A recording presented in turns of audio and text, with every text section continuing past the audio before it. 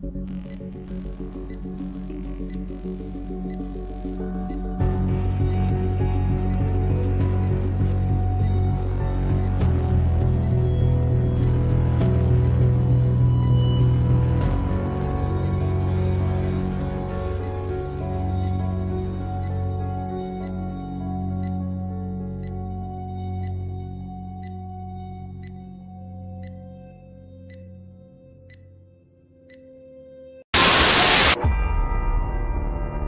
don't have to tell you things about...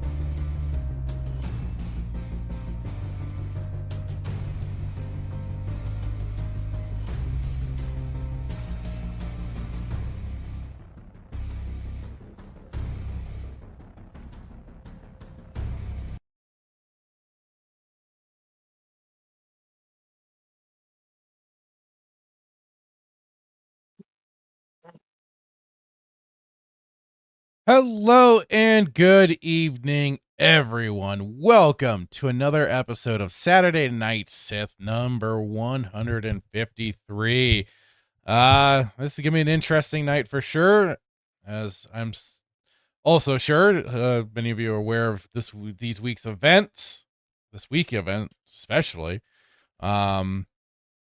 Multiple things going on, but we'll be certainly jumping into it. But I'm your host, the Fractured Filter. Hope you're doing well tonight. And with me tonight is, as always, my friend, my compatriot, my buddy in all the madness, Jay Hitman. How are you tonight, sir? What a week, man. Happy to be here. As we were talking before the show, didn't know how we wanted to do this show. We're definitely not we kind of do what we want. It's kind of pop culture, whatnot, but sometimes I think when certain events happen, we should talk about them. We should cover them. And that's not to, as a somebody who we recently got into it with, to copycat other platforms or YouTubers or anything like that. But I think want to cover it because we bring our own perspectives. So might be a little bit of a somber show, but maybe we'll try to switch gears towards the end. But yeah, definitely some topics to cover. Absolutely. Yeah. I mean, like it's a big event. It was a heck of an event, and on top of it, I mean, we had the last time something so insane to some that happened was we were live, which was the Trump attempted assassination, and we were live when that went down. And I forgot who. It might have been Brad. It might have been somebody else that was in the chat and let us Brad know. Or Brandon Tran, I think, one of the two. Yeah, or Brandon Tran. That's true. Yeah. It was either of the two, and they let us know that, hey guys, guess what? This is just happening. And we're like, what? And there were tossed some links, and we started checking it out. It's like, oh my god. So the stream that day was certainly taken over just a bit. And so this week it's kind of following in that sort of trend where we're just kind of certainly filling in on these events, even though this is a little bit more outside the whole pop culture realm, right, and what we normally do talk about. But we've strayed off into different areas of conversation, from politics to the religion to you name it. We go wherever the hell we want. That's the fun of this. Well, and like I was telling you before the show, it's like, we've brought faith into this, the conversation of faith into the show, and I'm very much I have very vocal about my faith and being a Christian, and I know that I've had those conversations, and just I think mainly covering it because I want your perspective, and kind of like I was telling you before the show, like, I know you're not atheist, and we've talked about being agnostic, and the possibility of like there could be somebody out there, and that's why I want to get your perspective on kind of just first and foremost. I mean, we can covered kind of this horrific stabbing, the subway in North Carolina, but too, like, Charlie Kirk and, and whatnot. So some people are going to paint this as a political attack. Others will say it's a spiritual attack. I don't have I'm not a prophet. I'm not a son of a prophet. God, hasn't told me one way or another, and I don't think he would. But my personal belief is I don't think this is political. I think this is absolutely a spiritual battle, and I think it will be under the guise of politicism. People say, oh, well, you can't mix religion and nationalism. How could you be a Christian and be a nationalist? And, that's what got him killed, and, all this and that. And it's just. That I haven't quite heard, but that's interesting.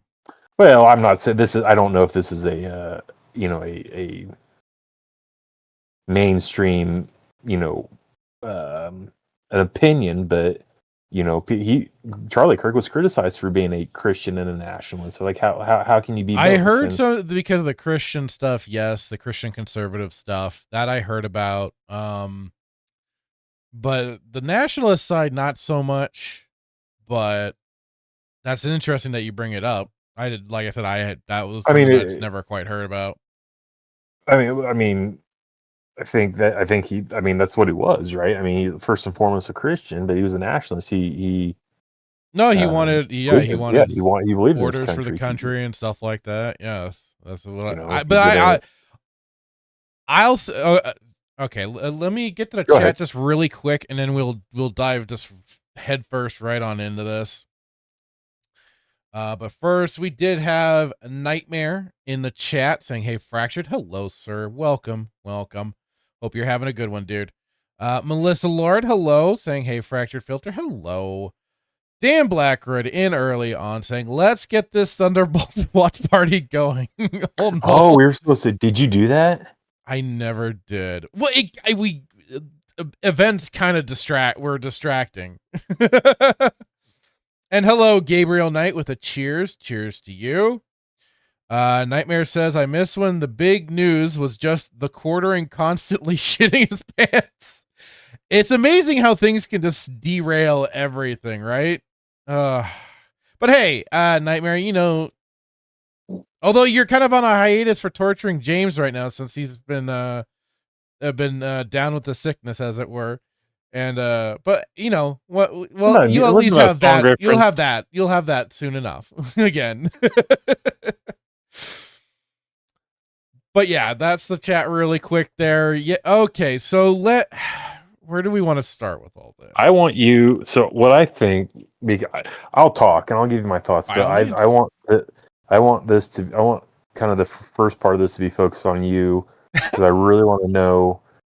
I want to know your thoughts, where your what your thoughts were, what you felt, what you kind of the whole experience. Because again, like people can sit here and they'll assume, or maybe I don't mean assume from a rude standpoint, but they can assume how I would feel as a Christian, right? It's pretty right. Charlie Kirk was a Christian. I'm a Christian. You 2 and 2, 2 plus 2, you can pretty much feel how you really find out how I feel, right? So yeah. I do have my thoughts, but for you specifically, I got you.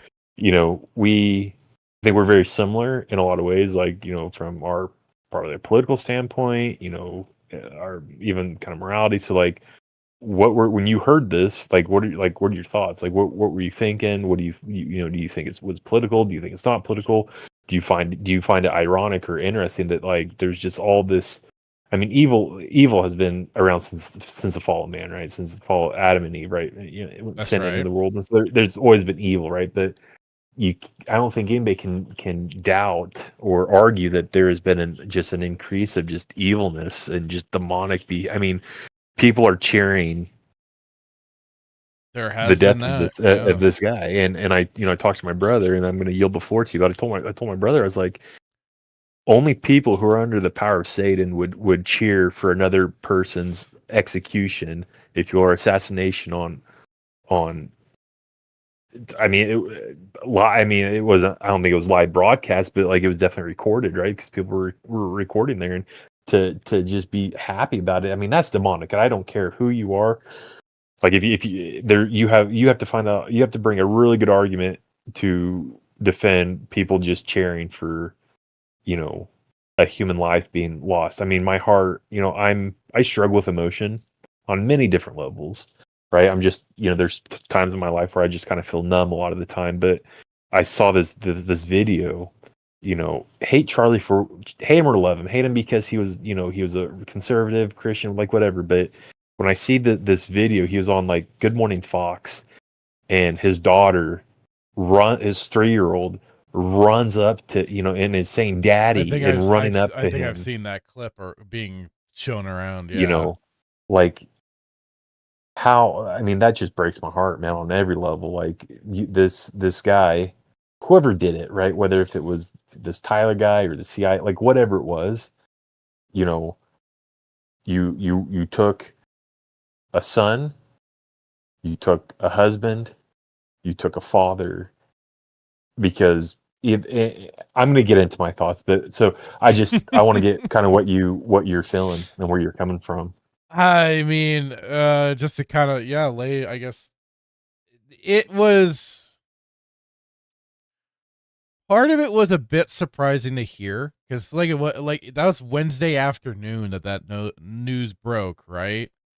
Yeah. I legitimately had I had laid down, I had taken a nap basically, and I woke up and I checked my phone and I was like, huh, Charlie Kirk's been shot. Interesting. I went to check with Sheefster. I was like, did you hear about this? He's like, what? And so then I started digging through, and it was still very early on, like it had just happened. Um so like there was that slight bit of like news was happening so fast, and everybody was trying to figure out what was going on. Did he actually make it and everything? Because what was it? It was stable but in critical condition was very quickly put out there, but Yeah. then almost immediately after that, um then it was confirmed. I was like, okay, so we have an assassination here. Crazy. But like, for me, it just feels like now it's just par for the course of what's going to be in the future of things, I think. I What do you mean by that? You think like there's going to be repeats There of has this? been severe scaling up of these sort of political attacks or religious attacks, or however you want to look upon it. Hmm. So in a weird way, it didn't totally phase me. Like, I've been seeing everybody else act so struck on it. I also attribute my feelings on it just to the fact that I didn't really follow the guy a whole lot. To me, he's kind of a milquetoast normie conservative type. Um, so for me, like, he wasn't quite on my radar. I was hearing some decent things about the guy, but he was never anybody that was really like, oh, this is somebody I should be really paying attention to. He just kind of seemed so, not in my field. But like it was, I know he's been doing a lot of these college campus, basically like kind of Q&As and stuff like that. And I honestly, though, didn't know a whole lot about the guy other than just the very basic stuff. So like I said, it might not have affected me quite like everybody else that I've certainly have been hanging around that have felt very strongly towards it. But for me, it was just very like, huh. And even Sheepster was kind of like, he was in a little bit like, oh God, are we really going to be uh, going off the walls over this guy? Sheepster has a very different perspective on a lot of this, which is kind of why I wished he was here. Um, but yeah, so for me, it was like, okay, so the Trump attempted assassination felt a way more like, holy crap. I think that I hate to say it desensitized me. I don't think that's the case, but like I said, this just is now just going to kind of feel par for course for just with already the left's rhetoric, and now they're some of them are trying to kind of backpedal, but yeah. So I don't know. Like it's a weird, wild situation that never thought I would be seeing this sort of stuff, especially so much of it on American soil. Like it's always the stuff you hear about going on in other places, in other countries, and with other political groups and stuff like that. I know we have our history though, JFK and everything like that, but like, then you start looking, and then I started looking, and it's like I wasn't saying anything on X because I'm just like, I just want to kind of sit back and see the information as it rolls out, see what's happening, see who's reacting to it, how they're reacting to it. Because with big events like this is where I do tend to get a little more introspective. I don't know if that's the right word, but just like I'll sit back and I'll just be more kind of like, sitting back and trying to absorb everything coming in before I have a real strong opinion on it. Other things like video games, I'll fly off the handle real goddamn quick. But with this, I was like, okay, let's see where this goes. So, and there's still a part of it where I'm just trying to figure everything out, because we're also still getting a lot of information, in particular about the killer. Yeah. So and now they're trying to obfuscate things. They're trying to say he was actually a right winger when that's not a fact. But it's really amusing to see all this stuff go down. Maybe amusing is poor word for that, but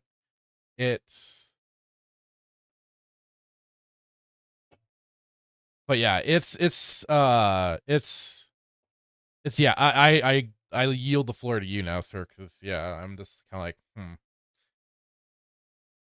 So and I just, because I don't know, I should probably know the term. I don't. What do you mean by like milquetoast conservative? He just seems very middle ground. Like he's not doing a whole lot to see. I like, to me, he's not a big pushback, and I guess that works. I guess that's nowadays what works. Because he's just, and I guess it's been good that he's been having just conversations, but like he has pushed back on certain things, and I've certainly now, like I said, I've been catching some videos out there of what he talks about on his own show, and he's kind of been, I guess, slightly getting the outside of the normie sphere a bit, but like he just kind of still seems very almost toe the line conservative, but not quite like where he's really pushing back on more topics. If that, I don't think I'm making any sense here, but it. So what do you think he's towed the line on, or what he? I guess keep saying like. Well, I guess I just still kind of look at him as part of the system. He's still kind of part of the system with some of the, maybe just being part of the whole, being pushing for Trump and everything like that. Mm-hmm. Yeah. Really? So, I mean, sorry, I just saw Greg. Hey, Greg, how's it going, dude? He says the left tried to paint Charlie like Steve Bannon or Milo Yiannopoulos. Oh, God. Who the second person is? What do you mean? They try to paint him as what, like a Milo Yiannopoulos, especially, is a oh God, what's the word? He's a, oh God. I can't think of the word now, but he's much more of a shit stirrer. Oh God, I can't think of the word now. My brain just fried on me. I hate this. Hang on, I'll try and find the word, but you keep going. I'm sorry. So I don't know where I was going with that. Like, as far as like towing the line, besides a gay. No, I guess flamboyant does fit into the. Thank you, Gabriel Knight. Yeah, is a provocateur. That's what Milo is. He's more of a provocateur type. He pushes buttons, but he's not my brand either, because he is very, I've been wary of Milo from back in the Gamergate days. Even like, yeah, he was a great kind of like help push for that sort of stuff, but there was aspects of him that I just didn't trust. So, oh, don't bring up Nick Fuentes. Not the Catboy seaman detective. No. That's the Who's this worst. guy? I thought I heard his name. Nick Fuentes. He's another Yeah. one of the. I hate to call him far right, but that's kind of worse. I know some people place him. Another kind of provocateur political type. But I mean, if you were to trade one for another, I'd trade Kirk for Fuentes after with what I know about Fuentes.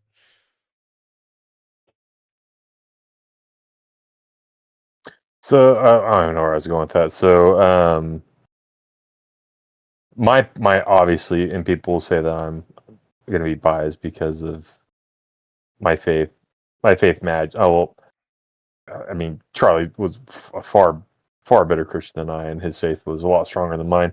But I don't think he's a provocateur. I don't think he No. towed the line. You know, I will defend the guy because obviously, like I don't even remember when I first started watching him, but just watching his debates and everything, like the guy, I just don't see how you say you can make a comment like the guy towed the line, because the guy was very vocal about, you know, abortion. He was very vocal about, you know, there being two genders. He's very vocal about, you know, like transgenderism and which you know, or gun control, and like he, regardless, you know, yeah, and people say, oh, well, he was a Trump guy. He's like, yeah, he liked Trump. You know, he loved Trump.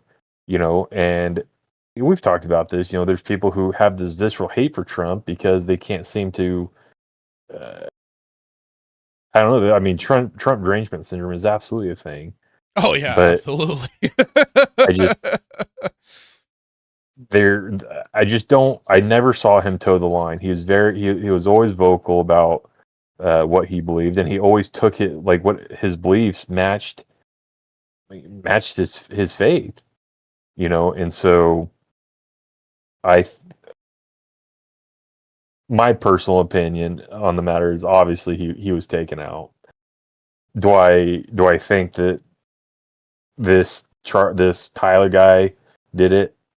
You know, I told you before the show, I was like, I have this negative presupposition. I personally think it was either the deep state or it was the CIA that took him out, and Tyler's going to be kind of the fall guy. Like, oh well, he had him on video, and he may have done it. Maybe Tyler did do it, and maybe Tyler did do it because, you know, there was, I think reports came out earlier this morning, or I don't know, I saw it this morning, where this Tyler guy was living with this, you know, his transgender partner. Yeah, right? I did I saw that pop up. I think I bookmarked that Right. to bring But I up. tell you why I think it was the CIA or it was a deep state, because Charlie, and people will say you're conspiracists, and that's fine, but Charlie was appealing to the younger generation that has been indoctrinated by these universities that are just teaching this, just this. I didn't go to college, but I know, I hear. I mean, you debate these kids, and it's absolutely indoctrination. Well, and I think from what I've seen, because like I said, I've been outside this sphere. And Greg kind of pointed it out with what he said here. He says, you are probably not in the age group that Charlie directly influenced and impacted. I've never been a big debate bro fan, but you have to remember that for the majority of my life, you had to hide being conservative at places like colleges and workplaces. Right. And to the debate bro thing, that's kind of where I fall in. Is just like some of that stuff I never, because even like Crowder did that, where he'd do the change my mind. Ben Shapiro does it as well, and I even heard, I was like, but like I said, I started to kind of check out some of what was going on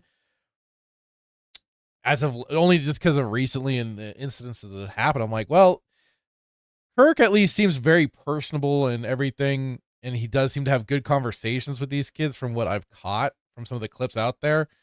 I heard how Ben Shapiro was offering to take up the microphone and go in his place. Yeah, I'm like, and that the last person you want is Ben Shapiro taking that place, because he just has the air of smug arrogance and condescension in everything he says and does. I would not want I'm him not a fan of anywhere Ben near that sort Shapiro, of no. stuff. So it would be such a polarizing change from what I have seen.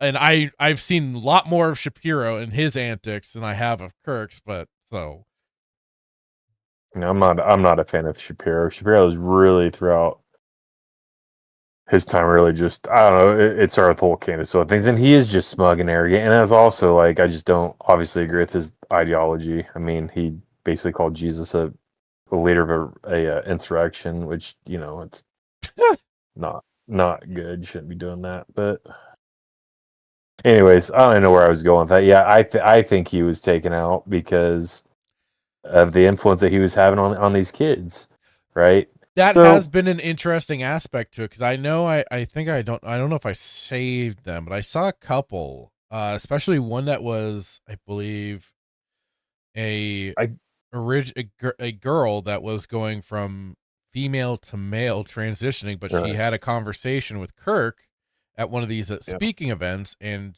she apparently had a bit of a revelation and changed her and started going in the opposite direction, and so he's had positive effects on people. Right. But I also think, but you know, so it's like I sit here and it's like, you know, I say, oh, well, I think it's the deep state, I think it's the CIA. But from a Christian perspective, I absolutely think a demon killed him. I think if this Tyler guy, you know, this Tyler kid did kill him, did take a shot, I think he was influenced by a demon to take him out, because, you know, my whole perspective on this, man, is like, people are going to say, oh, it's a political battle. I don't think it's, I told you before the show, I do not think this is a political battle. I think this is from a biblical standpoint, as a Christian standpoint, I think it's absolutely, you know, it's a spiritual battle, and it's going to be under the guise of politicism, because nobody wants to do religion. Nobody wants to do faith, right? But they sure as hell will do politics. Everybody has an opinion when it comes to politics, right?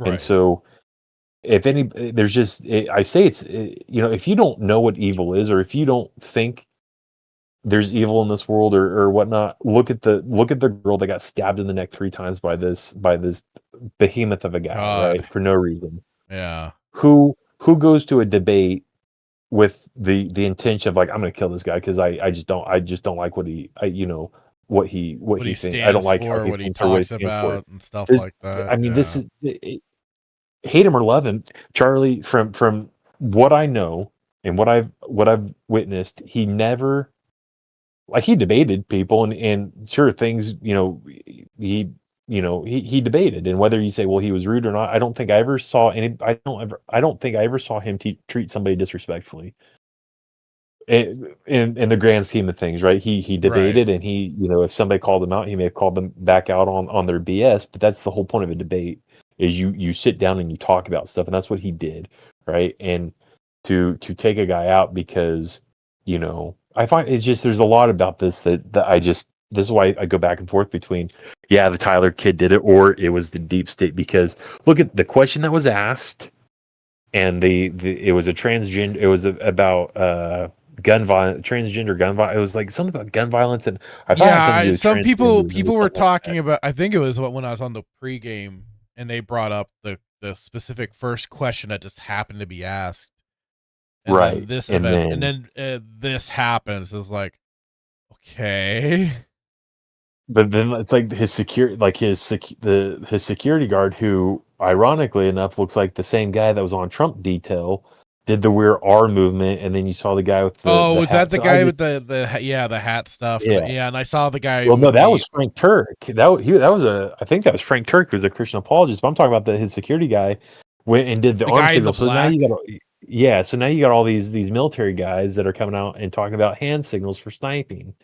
So, you know, I don't know, man. All I know is the reason why this has affected me so much is because at the end of the day, Charlie was political, but Charlie, he at every event, and no matter what he did, he preached the gospel, right? He preached Christ. He talked about his faith. he called men out for not being what the Bible says a man should be, right? A father. He backed the nuclear family. He talked about the role of a father or role of a man, what a man should be, right? Be a productive member of society, read your Bible, preach the word of God, all this stuff I mean, he always did that. So you say, well, what came first? What came first? His faith or politics? It was his faith, and politics flowed out of that, right? He took a stance on abortion. He called it murder, which it is murder. You can have your opinion on it, but the fact of the matter, it's absolutely murder, right? Sure, he talked about gender, how there's two genders, male and female. You don't get to make a third, right? He talked about transgenders and and I get that the people I understand that people fall into that, it's a terrible thing to go through, but that's the whole point of preaching the gospel and how you can find freedom and I don't know, man. It's just that's why it affected me, man. That it wasn't like, I mean, he will probably go down as the modern, like our generation version of Martin Luther King, right? Because I've heard that comparison too. Yes.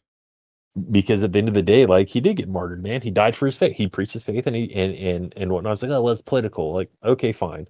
You can say it's political, but where did his morality and his view on politics come from? Did it just spawn out of nothing? No, it came from his faith. And so therefore you can make the jump that he was killed because of his faith, because of what he believed. Right. So I think there's something greater going on. And I'm not gonna, I had a conversation with my brother, but I'm not going to put him on the spot. I'm not going to kind of release kind of that conversation. But I mean, I think that he's going to be the first of many. This is not going to be a one-off. There's going to be multiple. Yeah, that's where I was talking about things ramping up and escalating. But it's true. But it's true though, man. Because, and again, I know I'll just say it. If from a Christian perspective, the Bible talks about this because it's in I'm going to say 2 Timothy 3:12. It says anyone who desires to live a godly life in Christ Jesus will be persecuted. Right. So persecution is going to come. I do not think that this country, America, I don't think this country has ever seen Christian persecution on the level that other countries have seen. And what I mean by that is China, Ethiopia, Syria, the Congo. I mean, there was recently, there were 23 Christians that were beheaded in the Congo. I think I might have the place wrong, but it was definitely they were beheaded. Well, there's been brutally. Stuff like that, and then even in South Africa, you had the farmers, the white farmers, right, that were slaughtered. It's going to come a point by in time, the people they helped, no less. Right. It's going to come very quickly to where for the majority of time, and you can argue this, and that's fine. You really can't. This country was built on, Ben Shapiro will tell you, Judeo-Christian values. I will tell you. No, never listen to that. Yeah, I get it. On anything built.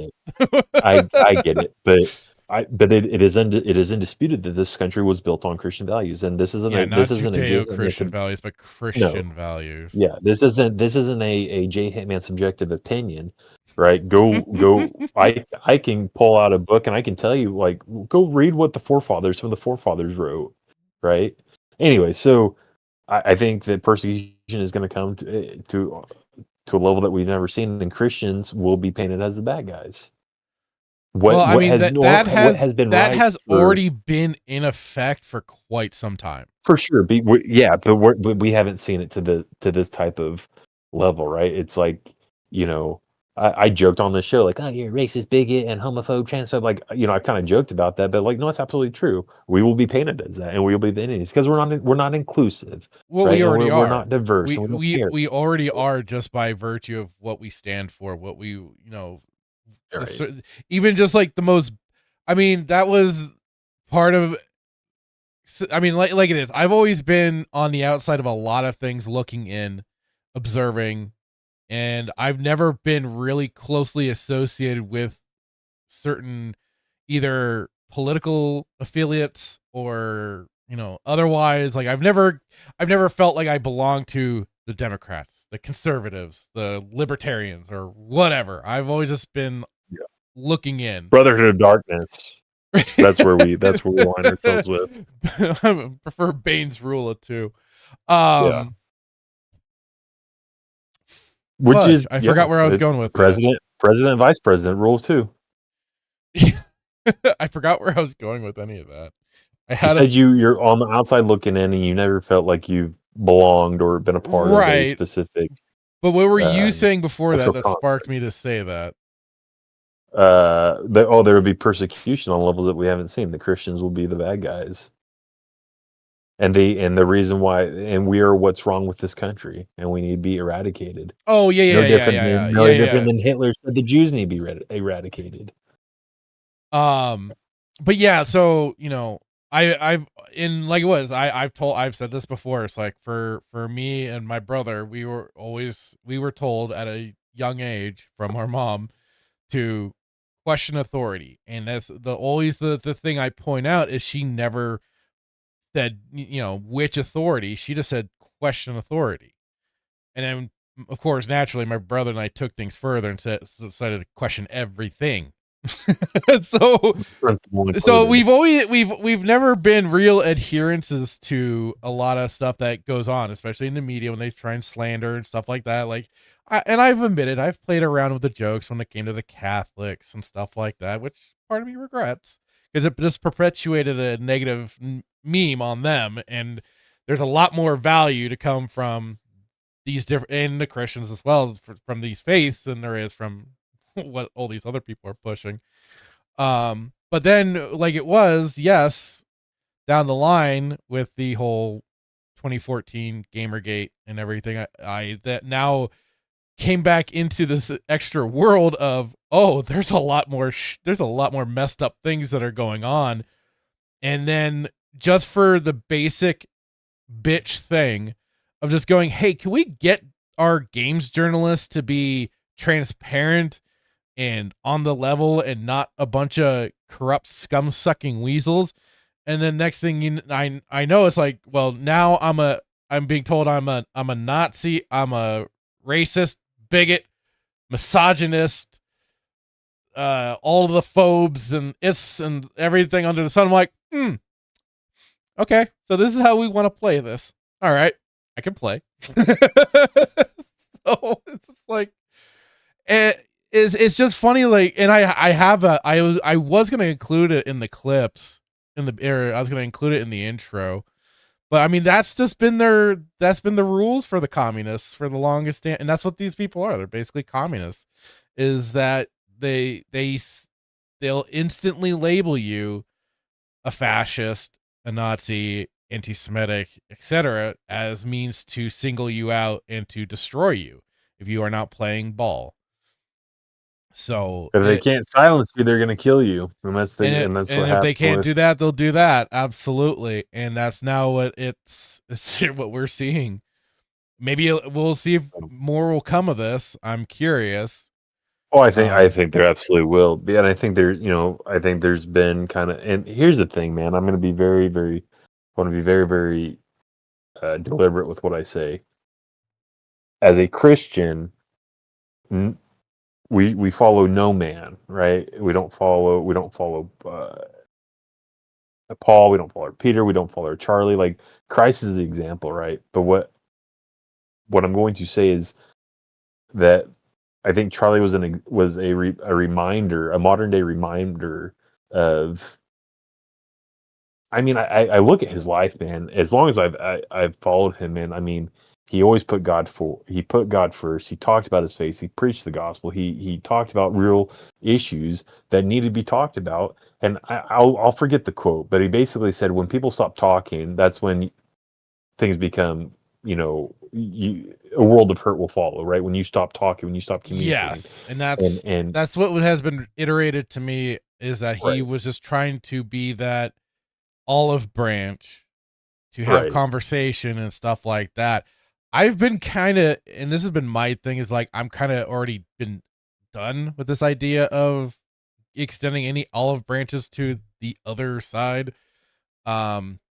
just because of not just from where it started for me, but then like seeing everything else you realize in the past and what's led up to this point. It's You just like, can't though. Like I get what you're like.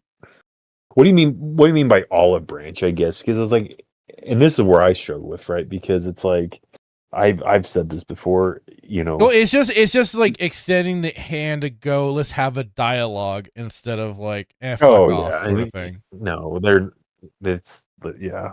I don't know, man. I don't think when I think of olive branch, I think it's a continuance of like praying for those who praying for those who persecute you, forgiving your enemies, loving your enemies, doing preaching that continuously preaching the gospel, right, to these people that are lost, or these people that are freaking absolutely have a demon in them, right? Because again, there's no in my mind, like if somebody is just is celebrating another murder, like a normal person doesn't do that. I could be wrong, but I don't think I've ever met somebody in my life that has just be like, oh, I'm so happy this guy got a bullet in the neck and he died. Like that's not normal, right? No. It's absolutely not normal. It'd be normal if you had a demon in you, or if you were so I just so I don't know. I think what's interesting though about the Charlie Kirk though is like whether you liked him or you hated him, he brought masses together. He brought both sides together, right? And whether it's and what boggles my mind is I don't know the two guys' names, but two of these guys were his biggest opposition, right? And they both were there. If I understand right, either both were there or I think they both were there in Utah. They saw him get murdered, and they had done a video after, and they were in tears saying it was just horrific and he didn't deserve to die. And it's pretty telling when your two foremost opposition are saying that you didn't deserve. I mean, no one deserves to die like that, man. Even like you hate somebody, you love somebody, it's like sit down and have a conversation. Don't like, and I don't know, I just to take him out and to kill him, it's like, what did that accomplish? You over here capitulate into the gun violence and transgender hate and all this. Like, it's the issues that the left hate. You just did the same thing. You just proved the point. You literally are talking about gun violence, and you killed a guy with a gun. Like, and you're gonna, and it just, I don't know, man. So, from a political standpoint, I don't have a dog in the fight, and I could care less about the political side of stuff. From a spiritual side of things and a Christian side from the Christian perspective, I think that this. I mean, I have to. Obviously, I believe that there is a reason for everything, and God has a plan for everything. That's not to say that God did not take Charlie's life. God did not cause this Tyler guy, if he did kill him. God did not cause Tyler to pull the trigger, right? God allowed it, and I have to believe that some good will come of this, because in Romans 8:28 it says he's working good for all those who are called to his purpose and love him, right? So, and I know that Charlie loved God, and so there's got to be good of this. I don't know what it is. I don't know when it will come. I think things will get a lot worse before they get better. But here's the thing, man. When you, as a Christian, you read the Bible, you know how it plays out. You know how the book ends. This isn't anything that's new or out of the norm, or this shouldn't be a shock, right? Bible's very clear that this stuff's this evil is going to be ramping up, and this stuff is the things are happening. So as tragic as this is, like I prayed, man. I prayed in the showers, like, God, save his life, let it glorify you. But and then after I talked to my brother, and after he had told me that, like, he had died, he was gone, I asked the question, I was like, do you think that more good can come out of Charlie's death than if he had been alive, if he had been saved? And my brother's like, yes. And I believe that, right? Because here's the thing. If let's say God saved Charlie's life, glory to God could have come to that. Like, God could have gotten the glory. People would have, praised him and whatnot. But Charlie, his life would have had it, right? Right. And so it's like, okay, you got shot and you survived. Great. What next? but it's only when you experience loss, a tragic loss, that I think you can be awakened, and I am going to sound like a hypocrite. And so I will tell you that, like, I am a hypocrite in this because I'm not at my local capital. I am not part of Turning Point USA. I'm not doing the things that Charlie did. But what I will say is that I think that this, I don't think the modern church, and I don't think Christians are as, I started writing a book a while back, and I said in this book, I was like, if the modern church was more like the church in Acts, this country and this world would be different. It would be in a different shape morally, right? And I think the modern church and Christians have become lazy. I think they have fallen asleep spiritually. It's no different than Republicans. Republicans suck at voting. That's why the Democrats want. Well, I say that, and let's be honest, they cheated. But the point I'm trying to make is, like, if you look at the numbers, Republicans don't go out to vote. Predominantly on a scale of, if you look at it compared to Democrats, like, they stay home. They're lazy. They're lazy voters. Well, And I'm one like of you them. said, there's reasons for why there's a more Right. For bigger sure. quote unquote outturn for them For than it sure. would be for But the I tell other you right now, side, so to this last, speak. There's a lot of I'll be stacking of the numbers. tell you straight up, this last election was the first election that I, in my adult life, I voted for. Right. But it took just my eyes being opened to seeing what's going on for me to push that there. So the point I'm trying to make here is, I think that with Charlie's death, again, he's not the focus. Christ is the focus, but I think that this will be, I think more will come of this. And I think you see it. I think people are waking up. I think even the left, there's people on the left that are like, I've seen podcasters that are hardcore left coming out saying, like, he didn't deserve this. And they're talking about, like, stuff like this isn't right. And so I could be wrong. Maybe it'll be like the Boston Day Marathon, right? Where the Boston Day bombing, where the bombing happened, everybody's together in unity, and then the day after, you're going to work and flipping people off. I don't think that's the case here with Charlie, right? I think that, yeah, I think things will progressively ramp up. I think, God forbid, I think more lives will be lost, and yeah, I don't get ready is what I'm saying, man. Like, prepare yourself. If you don't know God, if you don't want to know God, or if you don't know God, or if you don't want anything to do with like, that's on you. But I would just say, like, get ready, man, because at the end of the day, like, it really comes down to, like, what do you want to gamble? If what I'm saying to you is, like, if heaven and hell are a real place, and you're going to go one of the two places, and you don't believe me, is like, do you really want to gamble on that? Because at the end of the day, either I'm right and you're wrong, or you're wrong, or I'm sorry, either I'm right and you're wrong, or you're right and I'm wrong, right? But it really just comes down to, like, how confident are you in what you believe, and are you willing to gamble that, right? Right. So, and I don't know, kind of going on a tangent here, but I'm usually the one doing that. It's absolutely fine, man. Absolutely fine. I don't think I just, and the other thing, man, is, like, these last 3 days, man, I have felt just this darkness, this spiritual claustrophobia, if you will. Like, it's like I can't breathe, right? And I was talking to my chiropractor about it, and he was like, he was a Christian too, and he's like, he was going through, like, the 5 stages of grief, right? Denial is the first step, and I don't know if it's denial. Like, I keep going back, man. I have the video of him, Static posted the video, and so I keep going back and I keep watching the video. I'm like, did this happen? And I go to bed, I wake up, and then I see all these videos, and it's like, so I don't know if that's, like, the grieving process, but it for me, man, like, I didn't know Charlie. I never went to any of his events, but it feels like I lost a friend. It literally feels like I lost a good friend, right? And I'm not the only person that I've heard say this, right? I had people texting me from work saying the same thing. They felt like they lost a family member. So, yeah.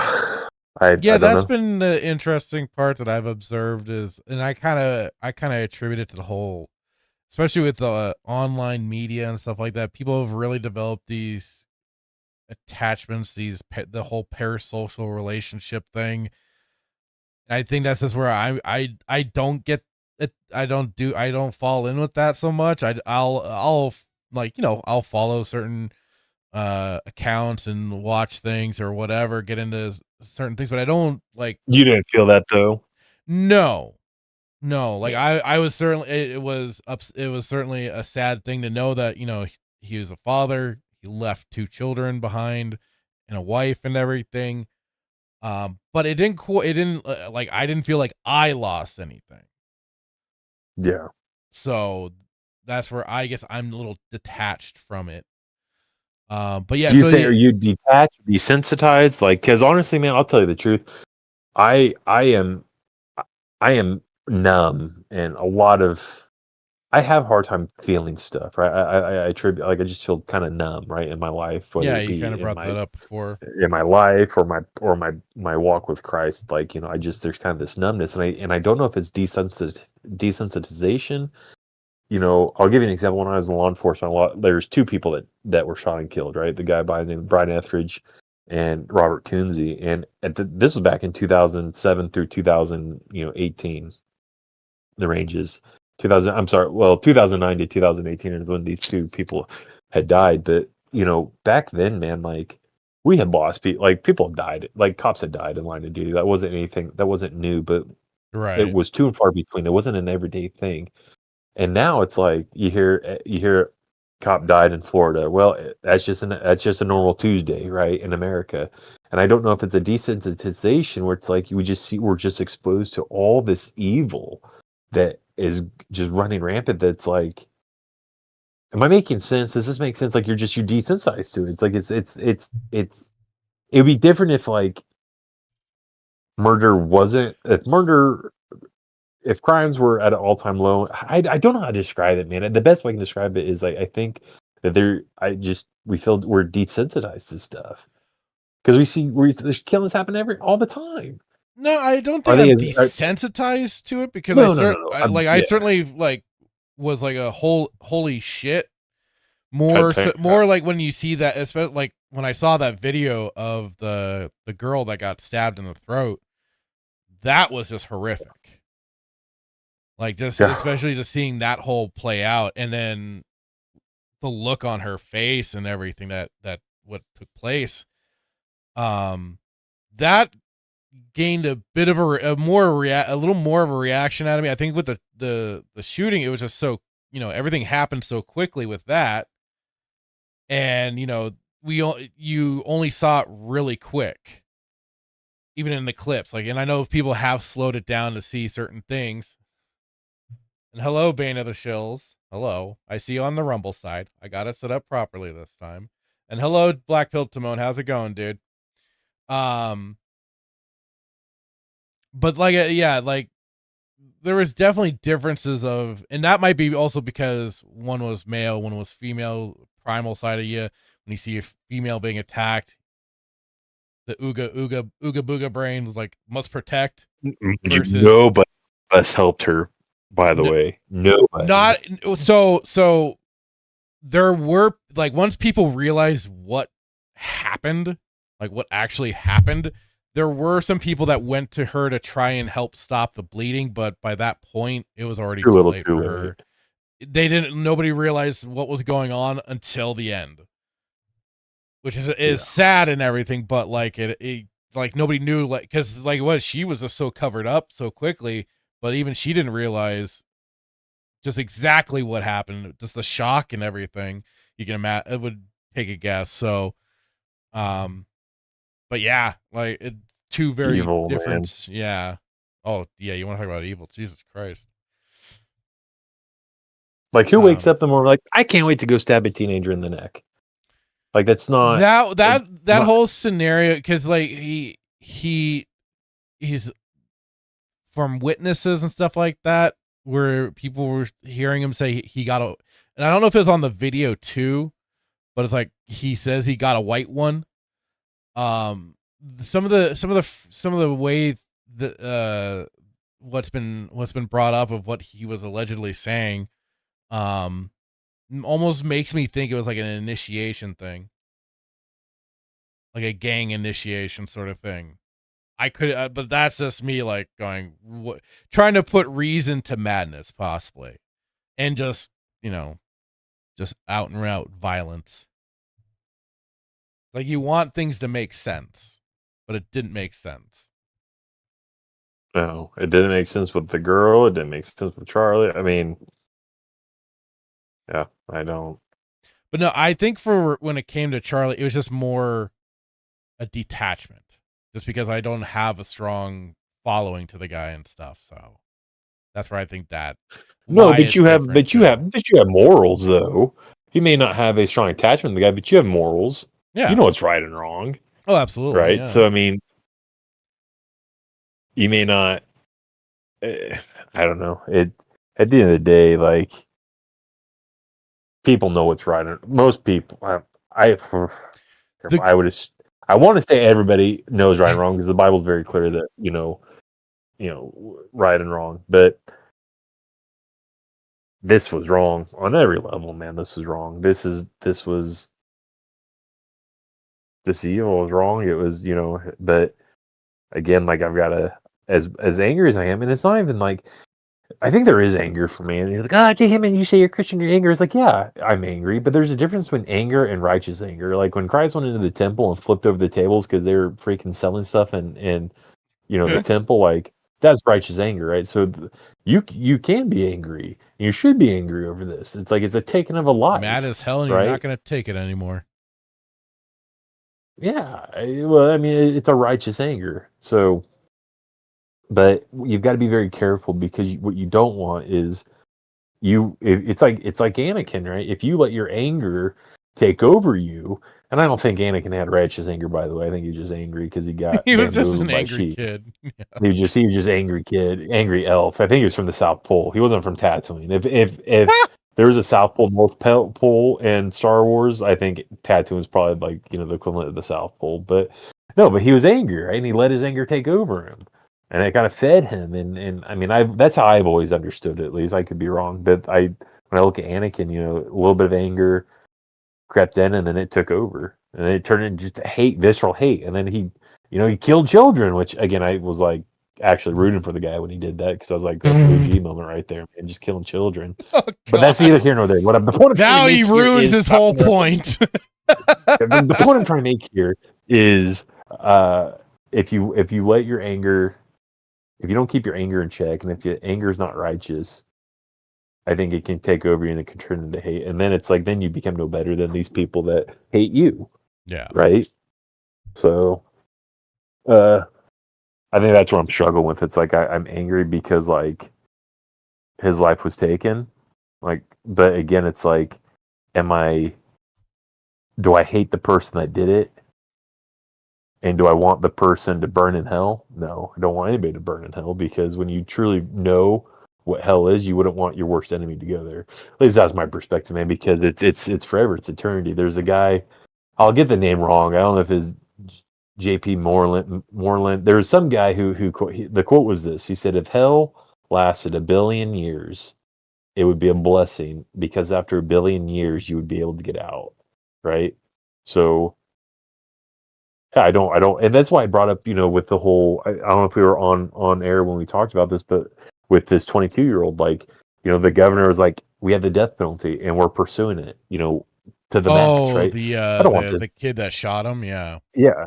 I don't want this kid to get the death penalty, because if this kid dies in his sins and he doesn't know Christ, he's going to hell. Like I mean, and that's just it, man. Like, again, I'm not the judge, jury, and executioner. I'm just telling you, like, if you don't have, if Christ isn't your Lord and Savior, like, that's the only way to heaven, right?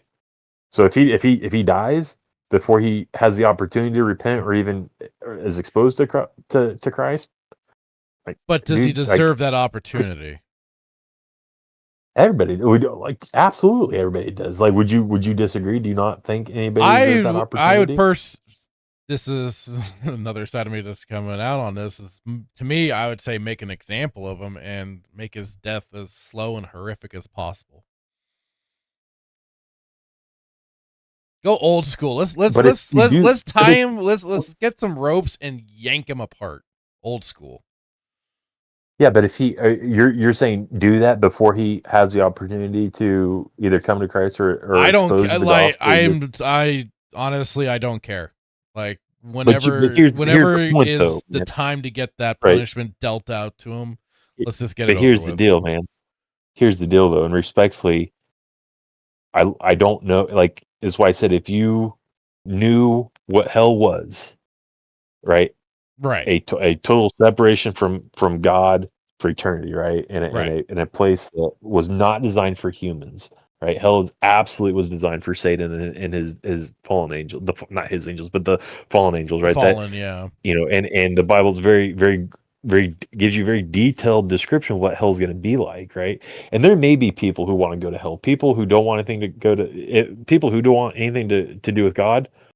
I mean, they probably want to go to hell, right? Because they don't want to be with God. They don't want. But the point I'm trying to make here is like if you knew what exactly that was, I don't think you. Again, I don't think you would wish this kid to be taken out before he had an opportunity to. And like I said, I'm not.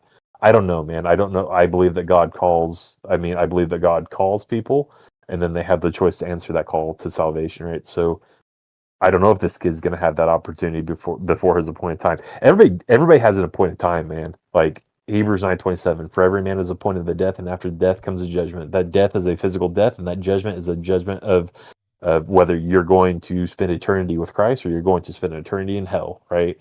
But once you draw your last breath, that is it. There is finality in that, right? And even Right. the Apostle Paul says it is better, is once you die, you either you die and you either go to be with the Lord or whatnot, right? So I know I hear what you're saying, but like for me, from my perspective, it's like, I mean, capital punishment is absolutely biblical. It talks about, I mean, in Romans, it is biblical, right?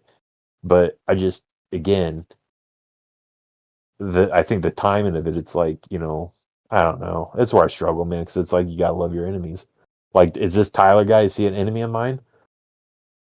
I don't necessarily like him right now. I mean, the guy, but do I hate him and do I What are want you him saying? He's to? not on your Christmas list? It's like I I'm just, sorry. I couldn't no, help I it. just he's not getting a Star Wars Lego. That's for sure. What? He's not He getting might he's that quarter of a he Death might Star? That's $1,000. no. Might get in the Mandalorian set. No, but in all seriousness, man, I mean that you bring up an interesting thing. It's like I think make an example of him, and I'm sure there might be people that want to, but again, my side of it is I take more of. I'm trying to take more of a once you die, man, that's it. Once you take your last breath, that's it. And if you're not right with Christ, you don't know him. Like it's very clear on where you go, and once you're in, it's like once that door's shut, there's no getting in. Like it's like you missing your flight, right? You can bang on that door all you want, but the flight attendant, like they're not opening the door. It doesn't matter if you cry, you weep, you beg, you plead, whatever it is, that door's not being opened because you missed your opportunity to get in. And so I would use that as kind of from an eternal perspective. If you don't, you know, if God calls you, you don't answer the call and whatnot. You run out the rest of your life until you die. Like again, God has the final say, but I mean there's finality there. And I just, before I was a Christian, I used to tell people to go to hell. I tell people go pound sand, go to hell, and I'm sure I probably said burn in hell, right? But when I became a Christian and I had some type of not exposure to hell, but I was told what hell is like and what Christ himself describes as hell. And this is something that, like, if it's written in red, you can take it to the bank. It's true, right? So if Christ is describing hell, and again, and what it comes down to, man, is like whether you believe Christ or not, whether you believe he's the Son of God or if he was just a man, and that's something that everybody has to wrestle with, right? I've been fortunate I believe who Christ is and what he says is true, and not only do I have the biblical evidence, but I have secular evidence to back it up, right? So, but that's neither here nor there. The point I'm trying to make here is there's finality. So when you say like I think that give him a slow, painful death and make him an example, it's like, okay, what does that do though? Like what purpose does that serve? Because these people, might be of the same mind of him, and they're so far gone, and they're so demented and twisted, and what I would assume maybe possessed by demons. Is like, is that going to change them? So what purpose does that serve? And again, I understand the death penalty. I get that. But like, if we just hang this guy like Willie Nelson, we hang him out, the song with him and Toby Keith, we hang him out to dry, or, hang him and torture him out there. Like, what purpose does that serve? Are Christians going to back that up? I couldn't, like, I'm not going to back that up. Right. I don't think that's necessarily, dismember this guy. I don't know. That's where I struggle with, man. Because if I have to believe that everybody, one, can have a second chance, and I have to believe anybody can be turned, right? I have to believe that, because if I don't, then like, what's the point of the gospel? What's the point of me preaching the word of God to you, and then you never, like, you obviously you have a free will, but if I preach the gospel to you and you just it has no power to change you, like, I mean, that's my whole belief. I have to believe that, like, it can change you. No different than like if this kid hasn't heard the word of God, like, I have to believe that if it was preached to him and God did in fact call him, that he would answer the call and that he could be saved, right? But if you don't believe that that's possible, then it's just like, what's the point? So I love having these conversations with you, because my prayer, because as I sit here, man, and we've done this for 153 episodes, but like, I love you as a brother, and I do care about you more than I think you probably know. And that's why I have these conversations with you, because my hope is one day, Lord willing, like, whether it be me talking to you or somebody else talking to you, like, something might click. I don't want to say click, maybe God would call you, and something would click in you, and that, you believe, right? Because it's just no different than you or she. So I mean, that's just where I'm coming from. So yeah. Well, yeah, Whether it serves a purpose or not, whether it turns people or not, it's just at the end of the day, like, what, like, do we really think executing this guy in public in the most heinous way, slow, painful death, is it gonna change these people that are just already demented and have these thoughts, and beliefs? Like, these are the same people that are praising somebody that got shot in the neck. Like, so you think seeing this guy, now the thing might be like, yeah, I don't know. It's like, maybe that just fueled them to be even more angry. Like, they're killing one of us. They hate us. They want us dead. Look at, it's like, what is that going to do? What purpose is that going to serve? It's like you have more. It's like you get more bees with honey than vinegar, right? And that's the whole point of the Christian, is to show love, right? Even in the hardest times. And it's like, you get more. It's like if you wrong me and I show you love, in Isaiah it says it's like pouring burning coals on your head, right? Because if you harm me and I show you love, like, you expect me to just beat the brakes off you, and you expect to have some type of reaction, right? But when my reaction is met with love, I should just make you. It should just be infuriating to you, and you don't understand it, right? So, yeah, I guess that's just where I'm getting lost in the whole thing. Like, in me, it's just like, where you lost? No, I'm not like where I'm just like, let's bring some fire with fire. Meet their. You can't fight fire with fire, because at the end of the day, it's like, who has the bigger flame? Like, fire can't defeat fire. Like, let's go back.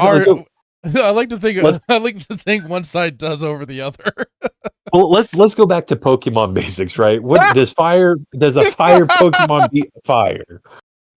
They're equal balance. No, yeah. So if you're higher leveled, you're a higher level, sir. It's like a Blastoise fighting Blastoise. Who's gonna win? At the end of the day, it's like it's just they're gonna battle until they're on oxygen, because no one's gonna win. It's like, it just, so. Oh God. I love Pokemon I love Pokemon physics, because it makes sense. Like, whoever created Pokemon was, I mean, they were in the science class. Like, no, like, this is legit. Water beats fire. Earth beats electricity. Electricity beats water. I don't even know what beats electricity. What was it? Fire. Water beats fire. I don't Grass remember. Yes, you do. Do it for the audience. Grass beats electricity. Somebody in the chat, please ground help beat us out. Electricity. Does ground beat electricity? I think Earth beats electricity, or maybe Earth beats ground. I don't know, but and then like Gengar's just OG, man. Nobody beats Gengar. Let's see here. Ground type beats electric type. Ground what? Ground type beats electric type. Yeah, that's why I hated freaking Misty in the gym. Why? You mean Brock? No, Misty. It was Misty and Brock, wasn't it? Well, No, Brock was. Misty had the water Pokemon, so you could just fry him with the electric Pokemon. I'm sorry. Who was the gym leader that you had to beat? It was Brock was your friend and Misty was your friend, but who was freaking? It was whoever. In the original gym... game, though, that's who it was. Was Brock? Brock was the ground type, and he was in the anime too. So he was, but they became. He's the one who had no eyes, right? Basically, look that way. So yeah, we've gotten into Pokemon now. Well, yeah, but wrapping this up, man. Like, yeah, where you at with it? Like, do you still say throw this guy in the public square and let the dogs rip him apart? Yes, let the mob have their way with them. You know, my thoughts have been a long time too. It's called like if I, release all the like if I were to somehow get into presidency, I would release all of the information to the public on all of the crooked criminal bullshit that goes on, and I would plaster their names across, and I'd be like, I leave it to you, the people, to cast judgment. Yes, it's mob rule. If Brad's in the chat, I know, whatever. I don't care. I'd say it's in the people's hands. Let them decide. Defend your stance though. Why is it your stance, and what do you think if you were the supreme chancellor, the ruler, like if you had the final say and you did this, what do you think is going to come? Like what is your hope? Like what's going to come of it? Like what do you? Well, it'd just be left. I mean, at the end of the, honestly, I just think we should just execute them and be one and done, and we can maybe move on and let people heal and get beyond the subject.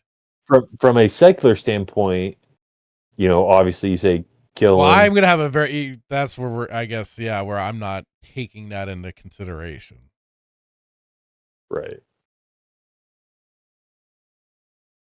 I mean, I don't know. I think that I look at it like this: like God could have killed all of us in our sin, and we would have been sent to eternal damnation. So I have to believe that, like, and it's also a command, right? As hard as it is, like Christ says, forgive your enemies, forgive your brother. It's like when the I think Peter and the apostles were like, how many times should the disciples were like, your apostles were like, how many times should I forgive my brother? And Christ is like 7 times 70. But I mean, that's a lot, man. Like who thinks about that? Like who thinks about freaking forgiving somebody 7 times 70 times? Like you wronged me once. I mean, you should be like, I'm done with you, right? Or you wronged me twice, like I'm done. I don't want nothing to do with you. But it's just the forgiveness that I think. I look at it. But like, we talk about that this is coming from evil people, from demonic tier people. Where do you finally call it and go, these people have to be dealt with in a final way? It's not my say though. I'm not in control of dealing with them. Like vengeance is and this is biblical, right? This is not a Jakeism, right? Or Hitmanism. Vengeance belongs to God, not me. If I take vengeance on my own, like it's not gonna be righteous. It's not gonna be good. I've got to that belongs to God.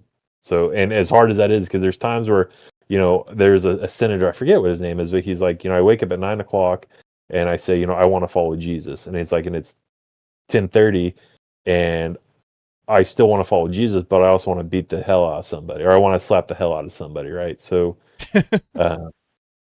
I've got to believe that I'll say this and yield the floor. Like, if I took justice into my own hands, it's not going to be,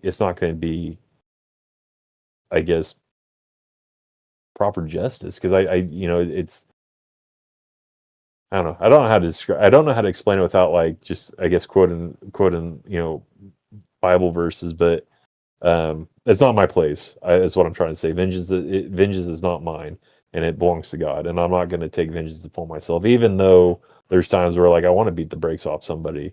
I can't do it. I've got to like. There is no better judge than the Lord. That's how I have to. That's the stance I have to take. So okay, scaling things back, less of the wrath of God tier punishments upon people. What are your thoughts on now we've got the conservative side that have been going hard on these people and seeing to their jobs being notified of what they've been saying online and basically getting people fired? Where is your stance on that one? elaborate more. What do you mean? Well, like there are accounts out there that are finding the names of these people behind even just their screen names and getting them reported to their jobs and whatnot, and For being like, well, what? what are you? Well, for the people that are celebrating the death of Charlie Kirk and stuff like that, and they're basically putting them on blast for these jobs for their employers to see that. And then, for some of them that is it has been, yes, or not most, a lot of them has been resulting in firings of those people that have been making those outrageous comments. Where do you stand on that? You're saying that there's companies out there that are firing people Yeah, for as it's praising brought the to their the- attention of people's online activities.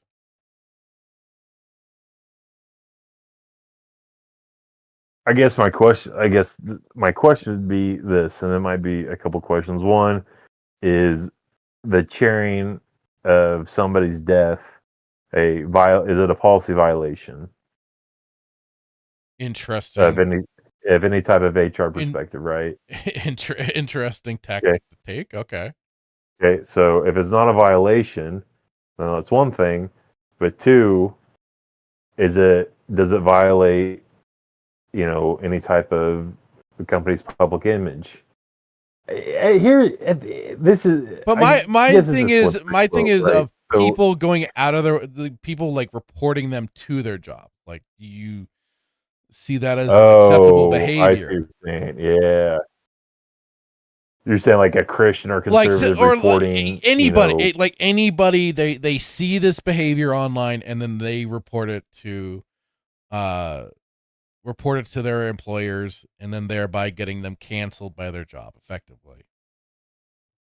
Because we had a whole discussion on this sure. on the pregame, so I'm just kind of now curious So, what. yeah, so let me ask you this. Okay, I get I get where you're going with this. So like what you're saying that let's say they're conservative. The conservatives are calling the jobs of these liberals who are praising Charlie Death's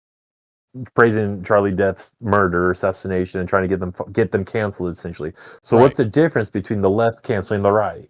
Like the left canceling Phil Roberts for preaching the gospel, right? Right. So are we just it's okay? Again, I won't answer the question, but I guess what I would ask is it's okay for For them one to side do to it, but not cancel, right. right? So at the end of the day, man, like I'm just curious your I'm stance not on going to that, call. because I know some Here's my people. stance. Am I going to do it? Am I going to do it myself? No. Right? Am I going to call? If I had a friend of mine who worked for me or worked with me that was absolutely ecstatic that Charlie Kirk got killed and all this and that, am I going to go to HR? Am I going to try to get him fired? I may go to HR and be like, hey, like he's praising this death on the sales floor or in the and like in work, and that's probably not, probably shouldn't do it. But am I going to But try on to the do everything in online my power to space, get him you feel fired? there's that separation. No.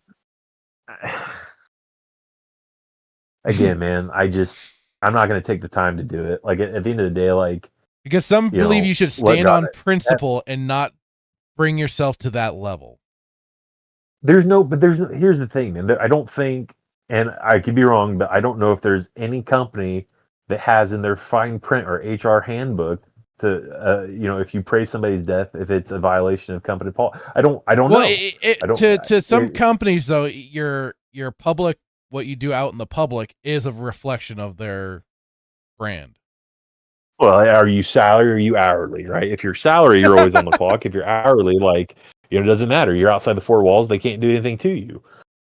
So, if you're asking me directly, if you're asking J Hitman, are you going to go out and try to get one of these people fired? No. I'm not saying you specifically are going to go out of your way. I'm just also just talking about the behavior in general of now, effectively the conservative side picking up the tactic. You're fighting. You're. But you said no fighting fire with fire. No, because you're at the end of the day, if that's the case, then listen. We are called to. Let me put it in terms that people who maybe who are not Christian might understand. So a cop is to uphold the law at all times, whether he be, because their salary, right? It doesn't matter if they're salary; they are an officer of the law, right? So they are supposed to uphold that law, whether they're at work or home, 24/7, 700, 370. How many days? 171 days out of the year. If you're Chinese or something, 370, whatever it is, 361, 372. If you're in Asia, how many days of the year? Doesn't matter. You're supposed to uphold the law no matter what, right? And you should not play in the mud, right? Because the minute you play in the mud, or the minute you lower yourself to wherever the minute you lower your standard, like it's not good. You shouldn't do it. And so the Christian should not do that, right? And that's where I tie it back to, like, let God have the final say. Let God sort it out, because there is no better judge than God. Because there's things that we don't have the full picture, right? God is omniscient, omnipresent, like he knows everything. So you're not going to find a better judge than God. Like, we're very biased, right? And we may not have all the facts, but we sure as hell will go straight in and judge somebody, right, with half the facts. So no, I don't think we should be playing in the mud with them. If that's the case, we should be holding ourselves to the higher standard, which is Christ, right? And let God handle it. So no, I don't think we should be going out trying to get them fired. If they're doing a legal activity and and whatnot, then that's a different story. But I don't know. What's the point, man? You cancel me, I cancel you. Like, cancel it. We're both canceled. What's the point? There's no benefit to it, right? So I understand that some people are like, whoa, they're rubbing their hands like a raccoon about to eat. Like, oh, this is our time to cancel them. Sweet vengeance. It's like, okay, but like, again, ask the questions, cause and effect. Like, what's the point? What good is what good is going to come of it? You cancel me and then I cancel you. What, like, we both hate each other still. Well, maybe not hate's a strong word, but like we're both canceled. So like, what next? Oh, well, you slit all four of my tires. So okay, well, I'm going to go slit all four of yours. Do you have an extra tire you can slit? No, there's only 4 tires on a car. Well, you burned my house down. Okay, well, I'll burn your house down. Like, where does it end? Right? And the Bible is very clear about doing wrong. Like, I think it's in Romans, but it talks about, it does talk about this. It says, the concept is fighting fire with fire. If somebody wrongs you and you wrong them, what good of it? What good comes of that? Right. No, I see so what you're saying. There should be. You should know. If you're a Christian, people should know what you believe by how you act and how you live your life, right? Right. And that's not to say that there's Christians that, like, we're humans like everybody else. We all fall short, right? And we all have our we all mess up. But again, on principle, if you were going to claim that you're a Christian and you truly believe in God, your life should reflect like that. So that should mean that you don't play in the mud. That doesn't mean that you may not fall in the mud. There might be times that you may be tempted to fight in the mud. There might be times where you do fight in the mud, right? But it shouldn't be a constant thing, right? You should be continuously trying to kind of live, like when I described the cop, right? You live at that standard. So what do you think? You think that do you think that they should be canceling them, going after them, trying to get them fired? Well, and here's like Greg here saying mutually assured destruction. It's not that hard, man. Nerdy Neo, hey dude, how's it going? Saying these people have gone on too long with zero repercussions for their actions, and they need to be punished. But the And question is then by whom? Whom Fane of the should Shield punish? says, glad to know I could skip church tomorrow. Pastor Hitman got me covered. Oh, I I'm just so saying. Who's here's like I look at it in two different things, especially as of late. So on the one hand, I am very much like what Nerdy Neo said and everything, Greg, mutually assured destruction. But they have, I mean, like they've gone after people for like I pointed out just wanting the simple basic bitch thing for games journalists to do their goddamn jobs. And people were canceled. People lost their jobs for that. right. And were attacked for that, slandered for that. I see it as absolutely fair game. They set the tactics, they set the standards for all of this. By all means, have at it. They are just effectively, this is in a sense, it's karma retribution. It's karma coming back around to finally bite them in the ass. I say that, but however, there's one big problem with all of that. In the sad fact, they actually have support networks for each other. So while we get that gratification that yes, they get fired and stuff like that, much like Nobody's ever fired in that. exactly, like they will very easily get themselves back into another position somewhere else, causing the same amount of damage. Bro, it's Like Hydra, it is, man. it's just gonna be, because a lot of the times with some of this stuff, it's just gonna be a one-off.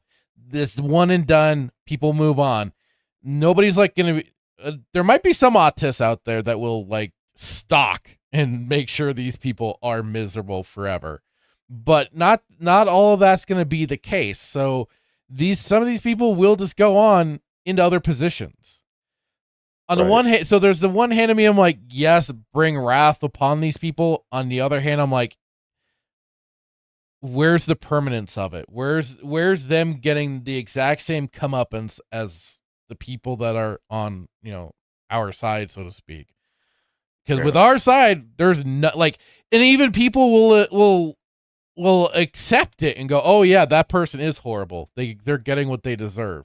Some will also take up the case and go, let's try and help. But it's not the same network. It's not the same ability to help like theirs is. That's the messed up thing. You're talking about like their Hydra. You cut one head, two rise in its place. Right. Yeah. And there's I guess what I'm hearing from you is there's really no repercussions from their side of it because of their support network. They get fired from the job. And they are still the ones in charge of things. We haven't won shit.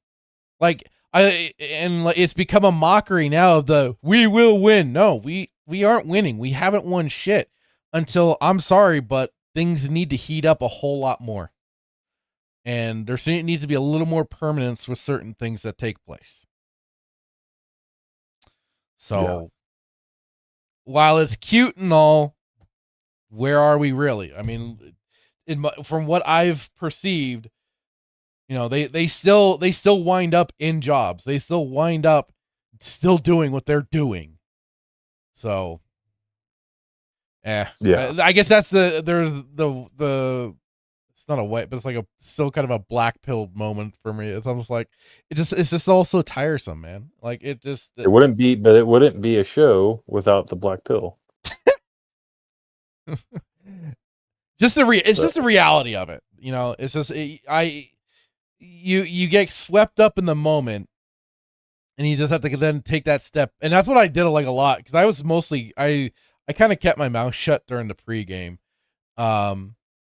And I was just kind of like taking these steps back, and I made some comments in the chat here and there because people were bringing up like these game devs that were getting fired for theirs. I'm like, that's great, but you still know the whole rest of the place is filled with these lunatics. And for all we know, like, oh, they put out the statement, they got fired, but were they really? And B, how long till they're like, oh, we'll hire you back? So You have to go away for a little bit. Yeah, you just Until have to go away for a until little everything's bit, and we'll settled. bring you back. They're basically like, you have to work in our mailroom for a little bit until public perception gets a little bit clearer, and then we'll bring you back. Yeah, exactly. But they're never gone, like a No, cockroach. not truly. Yeah. They are cockroaches, 100%. Oh, hang on. Hello, Brandon Trent. How's it going, dude? Saying hello, Fractured Filter and Jay Hitman. Hope you guys are having a good day. This week has been crazy. The week has been bonkers, my dude. Bonkers. So we're just kind of chatting about that. He says, I don't know if you grew up with 2003 Teen Titans show, but did you hear WB has fired Beast Boy from Teen Titans and Kevin from Ben 10 actor Greg Sipes because of his disability, Parkinson's disease. I heard something. I did read that. I did see that. Yeah, I heard about that, and it was alleging that because he used the character in a video, and because I guess he's quote unquote anti-vax and stuff. I'm like, oh, piss off with that shit. But yeah, so I heard some things about that, which just sounds like absolute lunacy. Well, DC is very liberal, and I'm not surprised that they would say something along the lines of, if you're not vaccinated, you can't work here. Timon here said, if you give the other cheek, always soon they will upscale the violence. Yeah. Nightmare says, you cannot punish them because they are ultimately the ones still in power. Yep, I got that. Let's see. He said, I wonder what the Bud Light lady exec is up to now. Oh, good question. Good question. I'm not gonna look into it right now, but that's just it. It's like, where do these people go? To the Bud Light tent to drink. And over on the Twitch side, hello, the Parma Sean, how's it going? Pointing out the 365 I love Parmesan cheese. And then it said, "Evil dude is right." I think that's you. And then he said, "I don't like people celebrating Charlie's death, but if we do the same thing, it's only gonna get worse." Well, yeah. I think one way or another, things are gonna get worse. Because if anything, we've only been on a path of escalation. Yes, we have moments where the brake gets put on, but I've got the sinking suspicion we're going to see more. If not attempts, there will just be more in general. Mm-hmm. Greg points out she works for Live Golf, the Saudi league. Oh God. Interesting. Nightmare of the irony. Oh lordy. Well, then I guess also then another kind of thing to all of this is that I don't know if you heard about this, Hitman. But certainly in our state, people were of course having their candlelight visuals and everything for Charlie Kirk. Yeah, I was there. Oh, were you at some of them? Yeah. But then there was the one, I believe this is Boise. The Palestinian the Palestinian people or what? Let's see this. No, this was a goof, right? Oh yeah, I was there. This was last night, I think. Was it not? Oh, let me make sure that. Yeah, fight breaks out at Charlie Kirk's vigil after a man on bike shouts "F Charlie Kirk." Yeah, you'll see me beat the brakes off the guy.